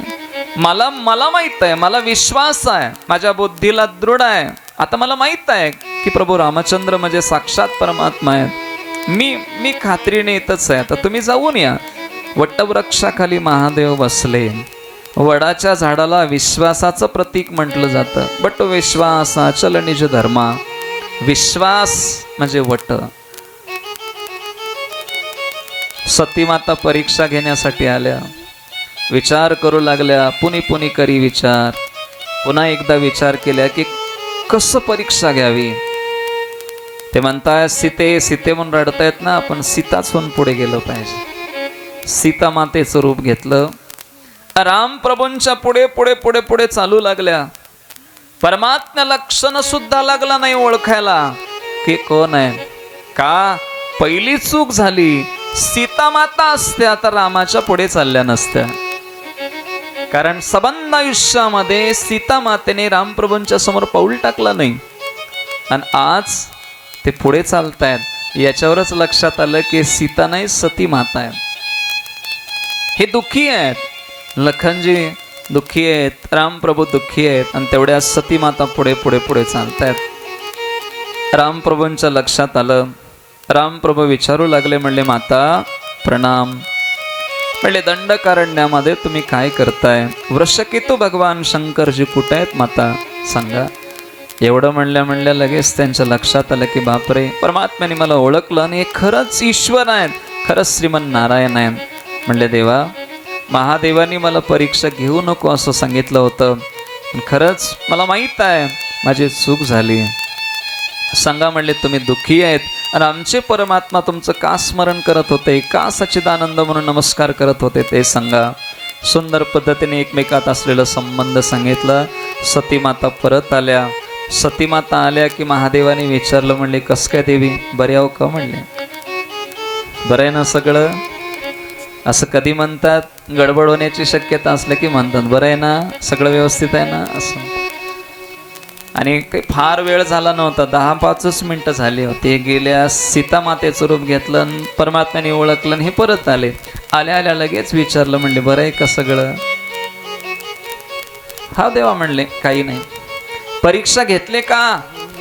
खोटं बोलल्या महाराज.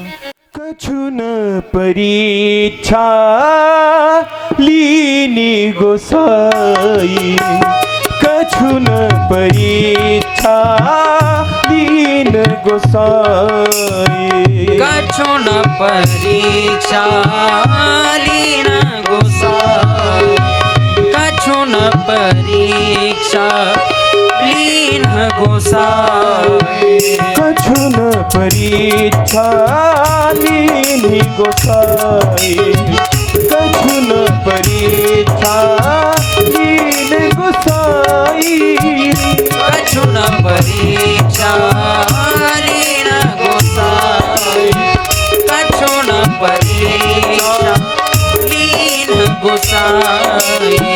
दीन प्रणाम तुम्हारी हिनाई, दीन प्रणाम तुम्हारी नाही, मंगल भवन अमंगल हारी, प्रभु सुदशरथ अधीर बिहारी.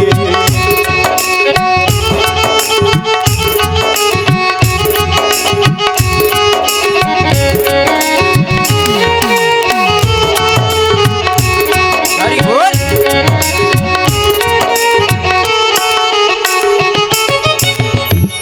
सतीमाता महादेवाला खोटं बोलल्या. कछुन परीक्षा लिनी गोसाई. देवा ही परीक्षा घेतली नाही हो, परीक्षा घेतली नाही. हा एवढंच झालं, तुम्ही दुरून नमस्कार केलात, मी जवळ जाऊन नमस्कार केले, एवढंच झालं. म्हणले आज महादेवाला खरं बोलले असते तर पुढे होणारं टळलं असतं. आज खोटं बोलले, खोटं बोलले. काही वेळेला काही विपरीत गोष्टी घडल्या, स्पष्ट बोलल्यावर खरं बोलल्यावर कदाचित ते टळलं असतं. महादेवाच्या लक्षात आलं सती माझ्याशी खोटं बोलली, खोटं वागली ती माझ्याशी. आणि ज्या सतीला, जी माझी अर्धांगी आहे, तिला जर परमात्म्याने माता म्हटलं असेल, मी ज्यांना इष्ट मानतो त्या परमात्म्याने जर माझ्या पत्नीला आई म्हटलं असेल, तर आजपासून हिचा आणि माझा पती पत्नी हा संबंध संपला. का? कारण ज्या परमात्म्याने आई जिला म्हटलंय ती माझ्यासाठी मातृतुल्य झाली. आजपासून स्त्री पत्नी म्हणून तिचा माझा संबंध संपला. आले काही नाही देवी म्हणले चला. पण महाराज हा संकल्प ज्या वेळेला महादेवाने केला त्यावेळेला आकाशवाणी झाली आणि आकाशवाणीनं सुंदर उत्तर दिलं की असा संकल्प केवळ तुम्हीच करू शकता देवा, कारण तुमचं प्रभू रामचंद्रावर इतकं प्रेम आहे. असा संकल्प, असा दृढ निश्चय केवळ तुम्हीच करू शकता. तर इथून पुढे आले परत कैलास पर्वतावर. आल्यानंतर भोले बाबांनी समाधी लावली, समाधी अवस्थेत बसले. महादेवाला सगळ्यात जास्त प्रिय जर काही असेल तर ती समाधी प्रिय आहे. आम्हाला जर काही जास्त प्रिय असेल तर झोप प्रिय आहे. आम्हाला झोप चांगली भेटली की फार आनंद वाटतो. महादेवाला समाधीत फार काळ. सतीमातेच्या लक्षात आलं की महादेवानी अर्धांगी म्हणून माझा हक्क काढून घेतलाय, महादेवानी पत्नी म्हणून माझा त्याग केलाय. त्यांच्या लक्षात आलं. पाहता पाहता समाधी एवढ्याला जास्तच काळ समाधीत गेला. किती?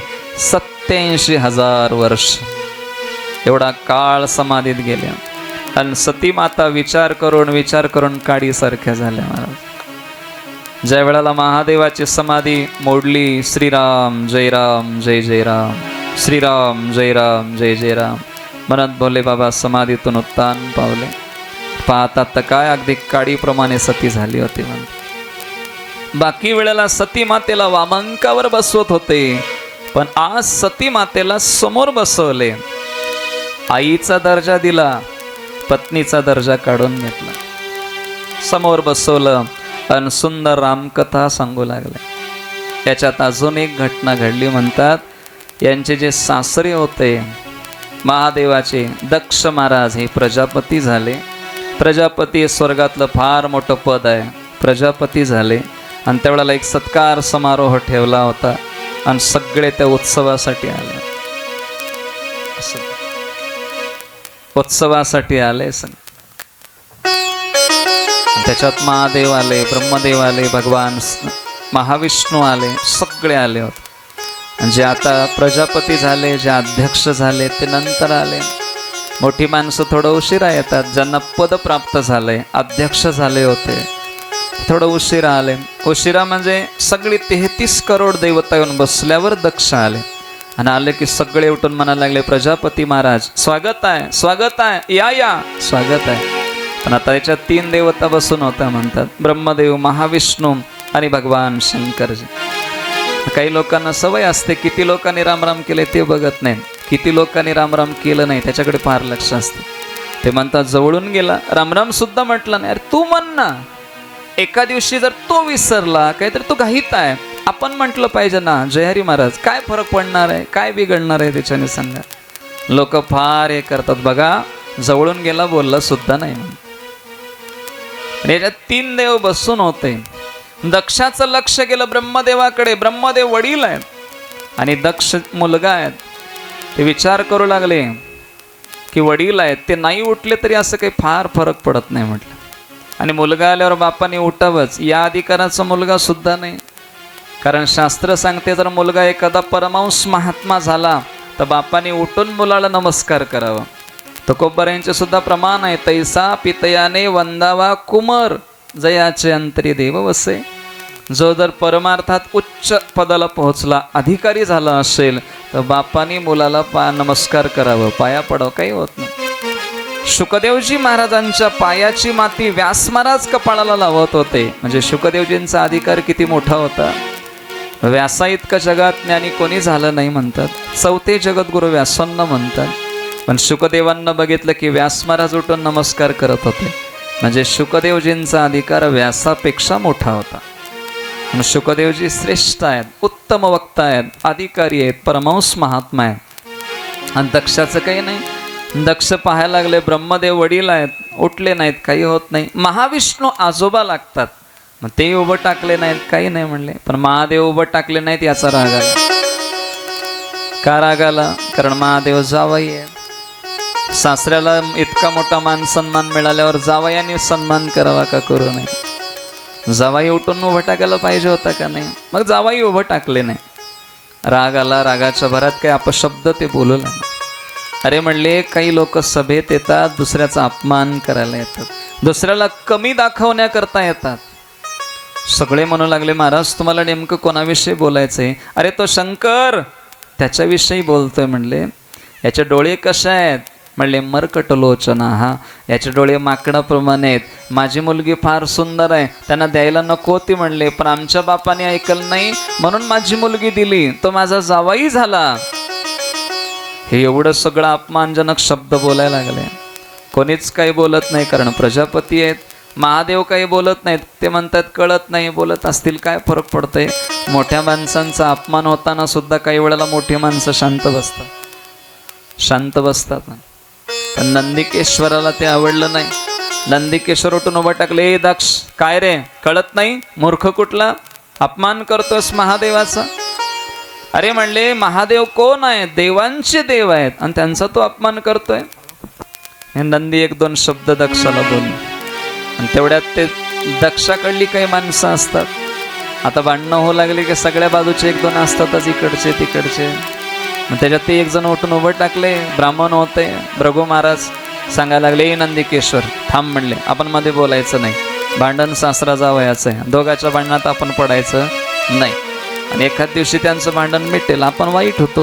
म्हणून एखाद्याच्या घरगुती भांडणात दुसऱ्याने डोकं लावायला जायचं नाही. घरचं भांडण तेच ते मिटून घेतील. आज मिटेल, उद्या मिटेल, काहीतरी होईल आणि दुसरी माणसं वाईट होतात. नाही बोलायचं त्याच्यामध्ये. मग ते गंमत काय होते, जे मिटवायला गेले ना त्यांच्यातच पेटते कधी काय. ज्याच्यासाठी भांडण चाललंय ते बाजूलाच राहतात आणि यांचंच भांडण पेटतं ते. आता मग शेवटी दोघांचं भांडण वाढलं.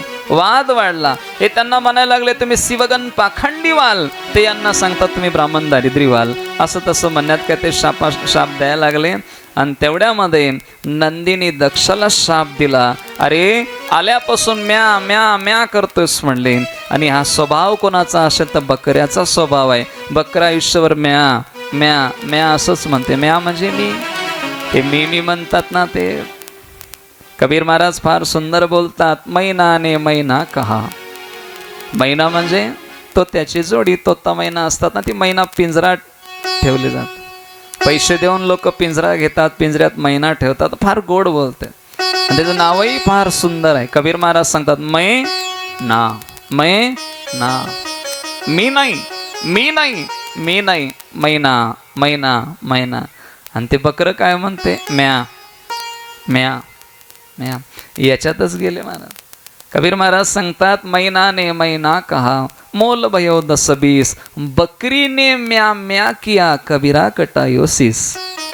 बकरी म्या म्या म्या म्हणते म्हणून त्याचीच मुंडकं कापलं जातं. मैनाला पैसे देऊन पिंजऱ्यात ठेवतात. मैनाला माणसाने मैनाच म्हणावं, म्या म्हणू नये.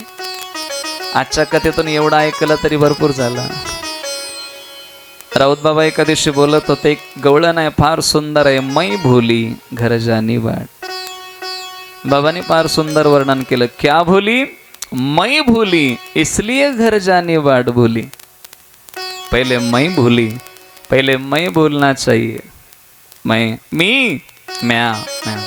नंदीने शाप दिला, जा तुला बकऱ्याचं मुंडकं आहे.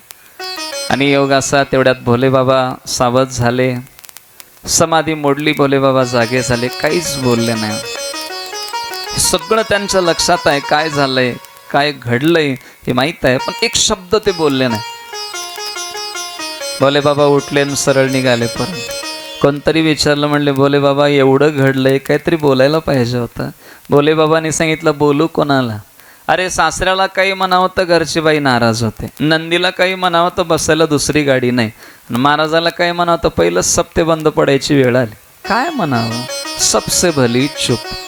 आणि खरंच आपण विचार करत नाही. आपणाला डोळे किती दिले, 2. कानं किती दिले, 2. नाकपुड्या किती आहेत, 2. सगळ्या गोष्टी 2-2 दिल्या. तोंड किती आहेत, 1च आहे. मग देवाला जर वाटलं असतं पण जास्त बोलावं, 2-4 तोंड दिली असती का नाही, 2 तरी दिली असती का नाही. समजा एक तोंड इकडे बोलण्याकरता, एक तोंड इकडे बोलण्याकरता दिलं असतं का नाही. पण हे सगळं असं काय, त्याचं कारण आहे कानं 2 आहेत, मुख 1 आहे. याचा अर्थ सुनो ज्यादा बोलो कम. कमी बोललं पाहिजे, जास्त ऐकलं पाहिजे, आणि गरज पडली तेव्हाच बोललं पाहिजे. जमलं तर परमात्मा संबंधाने बोललं पाहिजे, नाही तर मौन राहिलं पाहिजे. महादेवाला जी 5 मुख आहेत, आता लक्ष द्या. 1 मुख आहे रामनाम स्मरणाचं, 1 मुख आहे कथा श्रवणाचं, 1 मुख आहे मौन, शांत राहिले महाराज. 1 मुख आहे प्रजेप्रती अगदी प्रेम प्रदान करणार आहे, 1 मुख मात्र मौन आहे. भोले बाबा सुद्धा, भोले बाबांचं 1 मुख शांत राहतं, 1 मुखाने मनन चाललंय, 1 मुखाने श्रवण चाललंय, 1 मुखाने जप चाललाय. ही 5ची 5 मुख कामात लावली. आपल्याकडे 1च मुख आहे. आपण जमलं तर काही काळ मौन असलं पाहिजे, काही काळ स्मरणात घालवलं पाहिजे, काही काळ श्रवणात घालवला पाहिजे, काही काळ नामजपात घालवला पाहिजे, काही काळ समाजाला 2 योग्य शब्द देण्यात घालवलं पाहिजे. लोकाला टोचून बोलण्यात वेळ घालू नये, लोकाला लागेल असं बोलण्यात वेळ घालू. जमलं तर परमात्मा संबंधानेच बोललं पाहिजे. म्हणून मुख 1 आहे, तो योग्य जागेवर त्याचा वापर व्हावा. वाणीने देवाचं भजन झालं पाहिजे. कृष्ण परमात्म्याने जे 2 तालवृक्ष त्यांचा उद्धार केला, दोघांनी फार सुंदर स्तुती केली होती. वाणी गुणानुकथने श्रवणो कथायाम, हस्तोच कर्म सुमनस्तो पादयोनः. ते सांगायला लागले आमच्या वाणीने तुमचं भजन व्हावं, आमची वाणी तुमच्या स्मरणात असावी, मुखाने नामचिंतन व्हावं, नामस्मरण व्हावं. डोळे तुम्ही घ्या रे सुख, पहा विठोबाचे मुख. तुम्ही ऐका रे कान, माझ्या विठोबाचे. देवाचं भजन ऐकण्याकरता, श्रवण करण्याकरता कानाचा वापर झाला पाहिजे, डोळ्याचा वापर झाला पाहिजे. बोले बाबा काहीच बोलले नाहीत. महादेव परत आले. 1-2 मिनटं भजन करू, मग पुढे करा. सगळ्यांनी मागे म्हणा. शिव जी कहने से तर जाएगा पार भव से उतर जाएगा. शिव जी कहने से तर जाएगा पार भव से उतर जाएगा. बोले कहने से तर जाएगा पर भव से उतर जाएगा. शिव जी कहने से तर जाएगा पर भव से उतर जाएगा. शिव जी कहने से भोले कहने से शिव जी कहने से तर जाएगा पार भव से उतर जाएगा. शिव जी कहने से तर जाएगा पार भव से उतर जाएगा. शिव जी कहने से तर जाएगा पार भव से उतर जाएगा. भोले कहने से तर जाएगा पार भव से उतर जाएगा. बड़ी मुश्किल से नर्तन मिला क्या पता फिर किधर जाएगा. बड़ी मुश्किल से नर्तन मिला क्या पता फिर किधर जाएगा. बड़ी मुश्किल से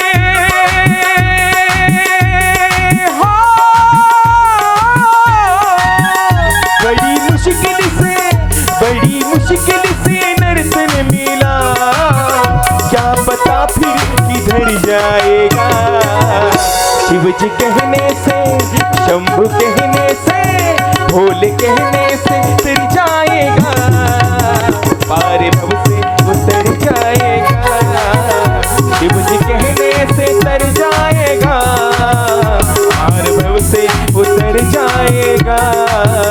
शिव जी कहने से तर जाएगा पार भव से उतर जाएगा. शिव जी कहने से तर जाएगा पार भव से उतर जाएगा.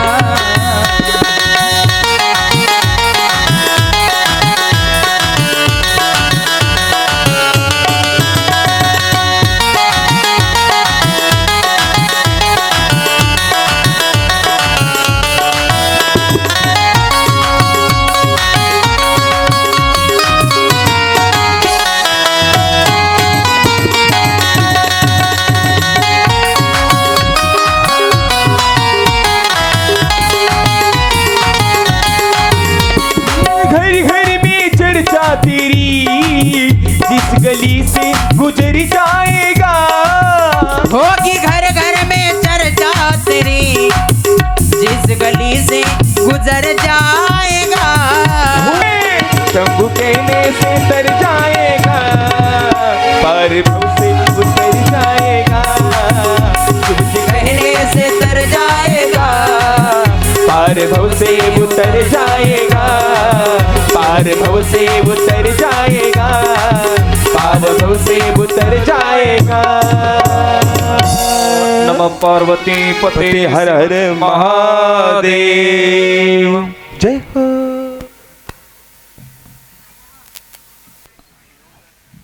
दक्षाचा अपमान झाल्यासारखा वाटला. महादेव एक शब्द बोलले नाही.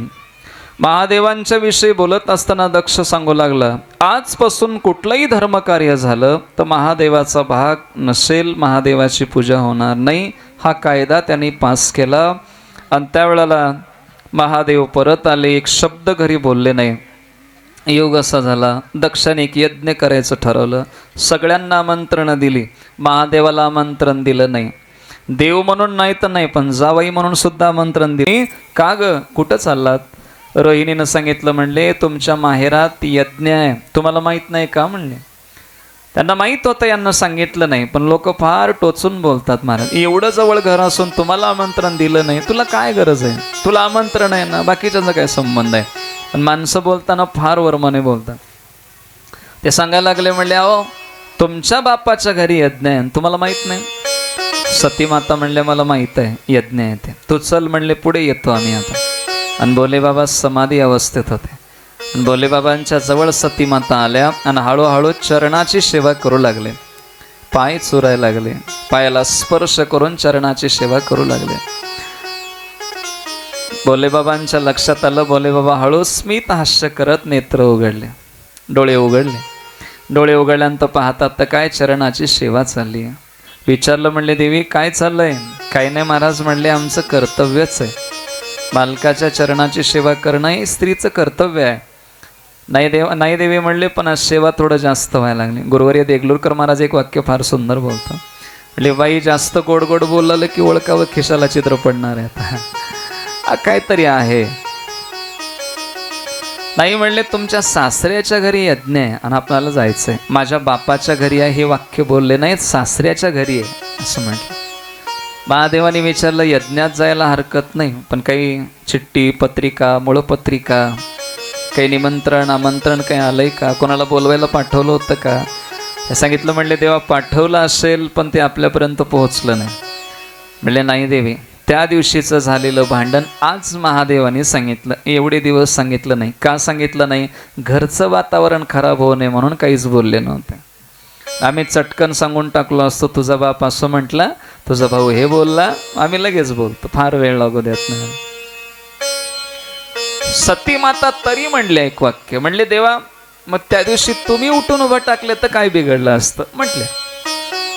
म्हणले, देवी मी नेत्र बंद करून सगळ्यांना रामस्वरूप म्हणून सिया राममय सबजग जानी या भावनेनं मी सगळ्यांना नमस्कार केलं. त्यांनाही मनोमन नमस्कार केलाच होता आणि त्यांना कळलं नाही. मी काय करू? कारण मी अगदी सर्वभूत हृदय या दृष्टीने मी त्यांना नमस्कार केलाच, पण ते फक्त शरीराला महत्त्व देतात. शरीराने झालेल्या नमस्काराला ते प्राधान्य देतात. ते त्यांना कळलं नाही. मी काय करू? म्हटले त्यांना. नाही देवा, आपण आता गेलो पाहिजे. आपण जर गेलो नाही तर लोक काय म्हणतील माहीत आहे? अजून यांचं भांडण मिटलं नाही वाटतं, अजून जावई आले नाही, त्यांची मुलगी आली नाही. काही लोकांचं फार लक्ष असतं या गोष्टीकडे. मग गेलं पाहिजे देवा. आणि गंमत अशी आहे की आता माहेरात कधी जाता येतं? म्हणले, माहेरात मुलीला कधी जाता येतं, जावयाला सासरवाडीला कधी जाता येत नाही. सासरवाडीला जर जावयाला जायचं असेल तर एखादा काहीतरी उत्सव असावा, काहीतरी निमित्त असावं, मग सासरवाडीत जावाई जाऊ शकतात. सन्मानाने बोलवावं, मग जावायाने जावं, त्याचा स्वाभाविक नियम आहे. पण मुलीला कधी आपल्या माहेरात जाता येतं?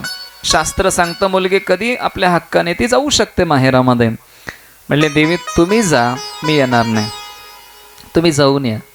सतीमाता म्हणल्या, देवा एकटं कसं जाऊ? एकटं कसं जाऊ? नाही तुम्ही जाऊन या. म्हटले, जायचं असेल तर.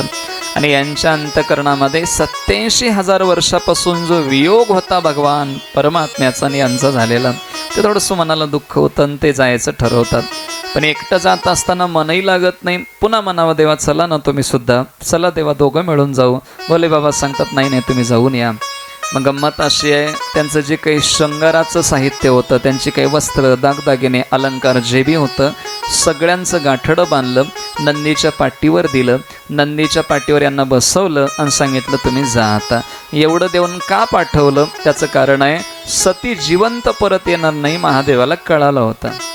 महादेवाला माहीत होतं सती परत येणार नाही. आणि एखादी वस्तू माझ्या नजरेला पडली आणि ते बघितल्यानंतर मला सतीचं स्मरण होईल, मला दुःख होईल, म्हणून अगोदरच सगळं बांधून पाठीवर दिलं आणि या म्हटलं. त्या सती माता पहिल्यांदा महादेवाला सोडून एखाद्या उत्सवात आल्या. पहिल्यांदा सती माता आल्या. भोले बाबा सोबत नाहीत, नसेल तर जोडीनं जायचे. पण दररोज जो सन्मान होत होता तो आता झाला नाही. दररोज जी लोक आदराने पाहत होती ती आता पाहत नाही. दक्षाने सांगितलं होतं, सती आली किंवा शंकर आले, दोघांपैकी कोणालाही नमस्कार करायचा नाही. मी प्रजापती आहे, माझ्याकडे हक्क आहे. तुम्ही मी सगळ्यांना सूचना दिली, तुम्ही या पद्धतीने केलं पाहिजे. आज सतीला कोणी प्रेमाने बोलत नाही. दररोज नमस्कार करणारी आज कोणी प्रेमाने बोलत नाही. गोस्वामी तुलसीदासजी महाराज सांगतात, फक्त प्रेमानं जर कोणी भेटलं असेल तर ती आई भेटली. सादरी भले ही मिली एक माता, सादरी भले ही मिली एक माता, सादर भले मिली एक माता, सादर भले मिली एक माता सादर भले ही मिली एक माता सादर भले ही मिली एक माता सादर भले मिली एक माता सादर भले मिली एक माता भगिनी मिली बहुत मुस्काता भगिनी मिली बहुत मुस्काता सादर भले ही मिली एक माता सादर भले ही मिली एक माता ओ सादर भले मिली एक माता सादर भले मिली एक माता केवळ आई एक प्रेमाने भेटली. बहिणी भेटल्या, पण बहिणी आज काहीतरी टोचून बोलत होत्या, वर्माने बोलत होत्या, हसत होत्या. का ग, हिच्या नवऱ्याने घर बांधलंय का? हिचा नवरा काही कामधंदा करतो का? हिचा नवरा काही अंगावर चांगले कपडे परिधान करतो का? असं ते वर्माने बोलत होत्या. आई भेटल्यावर आनंद वाटला. आत्तापर्यंत झालेलं दुःख कमी झालं, संपलं. माहेर हा जो शब्द आहे तो आपल्या आईमुळं, आपल्या माईमुळं माहेर आहे. माहेर म्हणजे आईची माया असते. आणि ज्या दिवशी आई गेली त्या दिवशी माहेर संपलं खऱ्या अर्थाने. त्या दिवशी माहेर, आता माहेरात कोणी नसतं म्हणा. असतीलही तो भाग वेगळा, पण ती माया, ते प्रेम कमी असतं. सतीमातेला विचारू लागले, बाळ का ग, का वेळ लागला तुला यायला? सांगितलं, म्हणले आम्हाला कोणी कळवलंच नाही, आम्हाला आमंत्रणच दिलं नाही. म्हणले बेटा, घरच्या माणसाला काय आमंत्रणाची गरज असते बेटा, काय आमंत्रणाची गरज असते? म्हणले बाबा कुठे आहेत गाई? वडिलांना भेटण्याकरता म्हणून ते यज्ञ मंडपात आले. अगोदर दक्षाचं लक्ष इकडंच होतं महाराज, पण सती येऊ लागली हे बघितल्यावर दक्षाने पाठ फिरवलं. आज फार वाईट वाटलं, फार वाईट वाटलं. का? आईपेक्षा बापावर मुलीचं जास्त प्रेम असतं म्हणतात. आज बापाने पाठ फिरवली, हे त्यांना सहन झालं नाही, सहन झालं नाही. योग असा आहे, सतीमातेला पश्चाताप झाला. भगवान शंकरांनी का जाऊ नको म्हटलं होतं ते आज कळालं, आज कळालं. यज्ञ मंडपात फिरून बघू लागल्या. सगळीकडे सगळ्यांची पूजा व्यवस्थित पद्धतीने मांडली आहे, पण महादेवांचा भाग नाही, महादेवांची पूजा नाही. सतीमातेला ते आवडलं नाही. सतीमाता वडिलांच्या जवळ आल्या आणि दक्ष महाराजांना बोलू लागल्या, बाबा तुम्ही महादेवाचा विरोध करताय. अहो, जे जगाचे मालक आहेत, ब्रह्मांडाचे मालक आहेत, त्या महादेवाचा विरोध तुम्ही करताय. बाबा तुमच्या कसं लक्षात येत नाही, तुम्ही नास्तिक झालात, तुम्हाला एवढा अहंकार झालाय, कोणाचा विरोध करावा हे तुम्हाला कळत नाही बाबा. फार बोलले. मुलगी नवऱ्याला भांडते. मला कोणतरी व्हॉट्सअपला व्हिडिओ टाकला होता. ती बाई फोन करते माहेरातून, अहो मला चटकन न्यायला या. अगं म्हणले अजून 4 दिवस राहा ना, काय फरक पडते माहेरात. ते म्हणले या 8 दिवसात सगळ्यांना भांडले, पण तुमच्यासोबत भांडण्याची मजा आहे ना, ते माहेरच्या लोकात भांडण्यात नाही म्हणले. यांना भांडून भांडून आता नवऱ्याला ती भांडते, हक्काने भांडते, पण आपल्या मालकाचा अपमान जर आपल्या माहेरात झाला तर ती माहेरच्या सगळ्याला भांडते. तुम्ही माझ्या मालकाला असं का बोललात? काय अधिकार आहे तुम्हाला माझ्या मालकांना नाव ठेवण्याचा? का तुम्ही बोललात? का तुम्ही माझ्या मालकांचा अपमान केला? सतीमाता दक्ष महाराजांना सांगतात, बाबा मला आज वाईट वाटतं. काय वाईट वाटतं? की मी एका नास्तिकाच्या पोटी जन्म घेतलाय. तुम्ही जर महादेवाचा विरोध करत असाल तर तुमचा आणि माझा काही संबंध नाही, मला तो आता ठेवायचा सुद्धा नाही. काय करू म्हणले, शरीर तुमच्यापासून मला प्राप्त झालंय. आणि बोलत असताना कधीतरी महादेव हाक मारतील, दक्ष कुमारी, ए दक्ष कन्या इकडे या. आजपासून तुमचं नाव माझ्या नावाशी जोडलेलं मला जमणार नाही. मला हे शरीरच नको आहे. म्हणले जे शरीर एका अहंकारी माणसापासून व्यक्त झालेलं आहे, प्राप्त झालेलं आहे, नको आहे. पाहता पाहता महादेवाचं स्मरण केल्या. देवाला विनंती करतायत, मला पुन्हा जन्म मिळावा, मी पुन्हा एकदा जन्माला यावं आणि पुन्हा एकदा तुमची तुमची व्हावं, तुमची अर्धांगी म्हणून मला तुमची सेवा घडावी देवा, एवढी प्रार्थना केली. यज्ञकुंडाच्या बाजूला सुंदर पद्धतीने आसन मांडलं. योग अग्नीच्या सहाय्याने पाहता पाहता एक क्षण न लागू देता प्राणाचा त्याग केला. बडबड बडबड शरीर जळायला लागलं. 10 दिवसात ते शरीर पडलं. इकडे महादेवाकडे नारद महाराज आले. नारद महाराजांनी सांगितलं, देवा तुम्हाला माहित आहे का काय घटना घडली आहे, माहित आहे का देवा? बोले बाबा म्हणले, काय झालं? काही नाही, सती माता गेल्या म्हटल्या महादेवाला राग आला. महादेवाने जटा सोडली, अशी गरगर गरगर फिरवली, शिळेवर आपटलं. वीरभद्र प्रकट झाले. वीरभद्राने विचारलं, देवा काय आज्ञा आहे? म्हणले, जा दक्ष यज्ञाचा विध्वंस करा, काही शिल्लक ठेवायचं नाही. वीरभद्र चालायला लागले. चालताना पायाची जी धूळ आहे ती आकाशापर्यंत उडते. महाराज पाहता पाहता त्या कणखलला यज्ञ मंडपामध्ये वीरभद्र येण्याच्या अगोदर जे वादळ गळलं, सगळी यज्ञातली अग्नी ती शांत झाली. वीरभद्राचे येणं झालं. मध्ये आल्यानंतर पाहायला लागले, अगोदर आलेल्या शिवगणाला काही मारहाण झाली होती. सती मातेचा देह पडला होता. सगळं बघितलं. भेटल त्याला मारू लागले म्हणतात. भृगु महाराजांची दाढी, भगदेवतेचे डोळे, कुशा देवतेचे दात पडले. सरस्वतीला असं केस धरून ओढायला लागले म्हणतात यज्ञ मंडपात. त्याच्यात भगवान महाविष्णू सुद्धा होते असं शिवपुराण सांगते. आणि पाहता पाहता हे विध्वंस व्हायला लागला. आणि त्या यजमानाला घेतलं, ते असं त्यांची मुंडी पिरगळली, ते वरचं शिर वेगळं केलं, यज्ञकुंडात स्वाहा करून टाकलं. आणि पाहता पाहता रस्ता दिसेल तिकडे पळू लागले. काय करावं काही कळत नाही, काही सुचत नाही. सगळीकडे रस्ता दिसेल तिकडे देव पळतायत, संत महात्मे पळतायत. भगवान परमात्म्याकडे सगळे देव आले. त्राहिमाम त्राहिमाम, देवा क्षमा करा, तुमचा अपमान झाला आणि आम्ही यज्ञात गेलो होतो, क्षमा करा. त्यावेळेला महादेव सांगू लागले, झालं ते झालं. म्हणले, देवा तुम्ही जोपर्यंत यज्ञात येत नाही तोपर्यंत यज्ञ पूर्ण होणार नाही. त्याने सांगितलं, जिथं माझा सन्मान नाही तिथं येऊन काय फायदा, मी येणार नाही. नाही देवा, आजपासूनचा एक नियम आहे, धर्म कार्य केल्यानंतर जी संपत्ती शिल्लक राहील ती तुमची असेल, तो तुमचा भाग असेल, ती तुमची पूजा मानली जाईल. त्या दिवशीपासून जे 2 रुपये आपल्या धर्मकार्यातले उरतात ते महादेवाचे असतात. पुन्हा ते अजून परमार्थाच्या कार्यात खर्च करावे असा नियम, असा दंडक त्या दिवशी टाकला गेला. आणि पाहता पाहता पुन्हा एकदा सगळी अग्नी, यज्ञकुंडातली अग्नी पेटवली गेली. हे पुन्हा एकदा सगळं व्यवस्थित केलं. मंडप वगैरे उभं टाकली. यजमानाला बकऱ्याचं मुंडकं लावलं. आणि पुन्हा एकदा स्वाहा स्वाहा चालू झाला. सगळ्यांना समाधान वाटलं की आता धर्मकार्य अर्धवट राहत होतं ते पूर्ण झालं.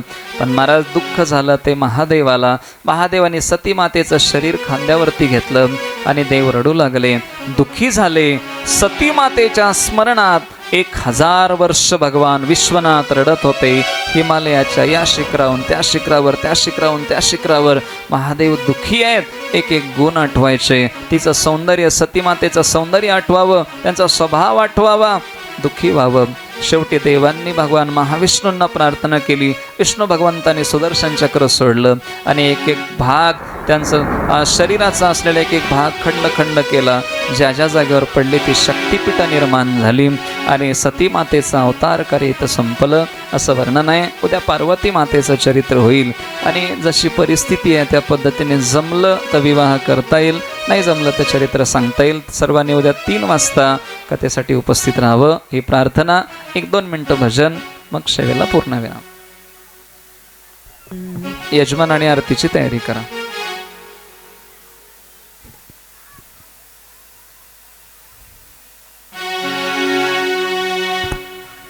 लक्ष्मी शारंगधर सीतापती रघुवीर राधे गोविंदा. लक्ष्मी सारंगधर सीतापती रघुवीर राधे गोविंदा. लक्ष्मी सारंगधर सीतापती रघुवीर राधे गोविंदा. लक्ष्मी सारंगधर सीतापती रघुवीर राधे गोविंदा.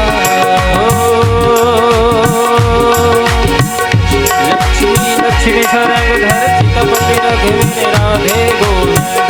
हरि बोल. लक्ष्मी सारंगधर सीतापती रघुवीर राधे गोविंदा. लक्ष्मी सारंगधर सीतापती रघुवीर राधे गोविंदा. लक्ष्मी सारंगधर सीतापती रघुवीर राधे गोविंदा. लक्ष्मी सारंगधर सीतापती रघुवीर राधे गोविंदा. लक्ष्मी सारंगधर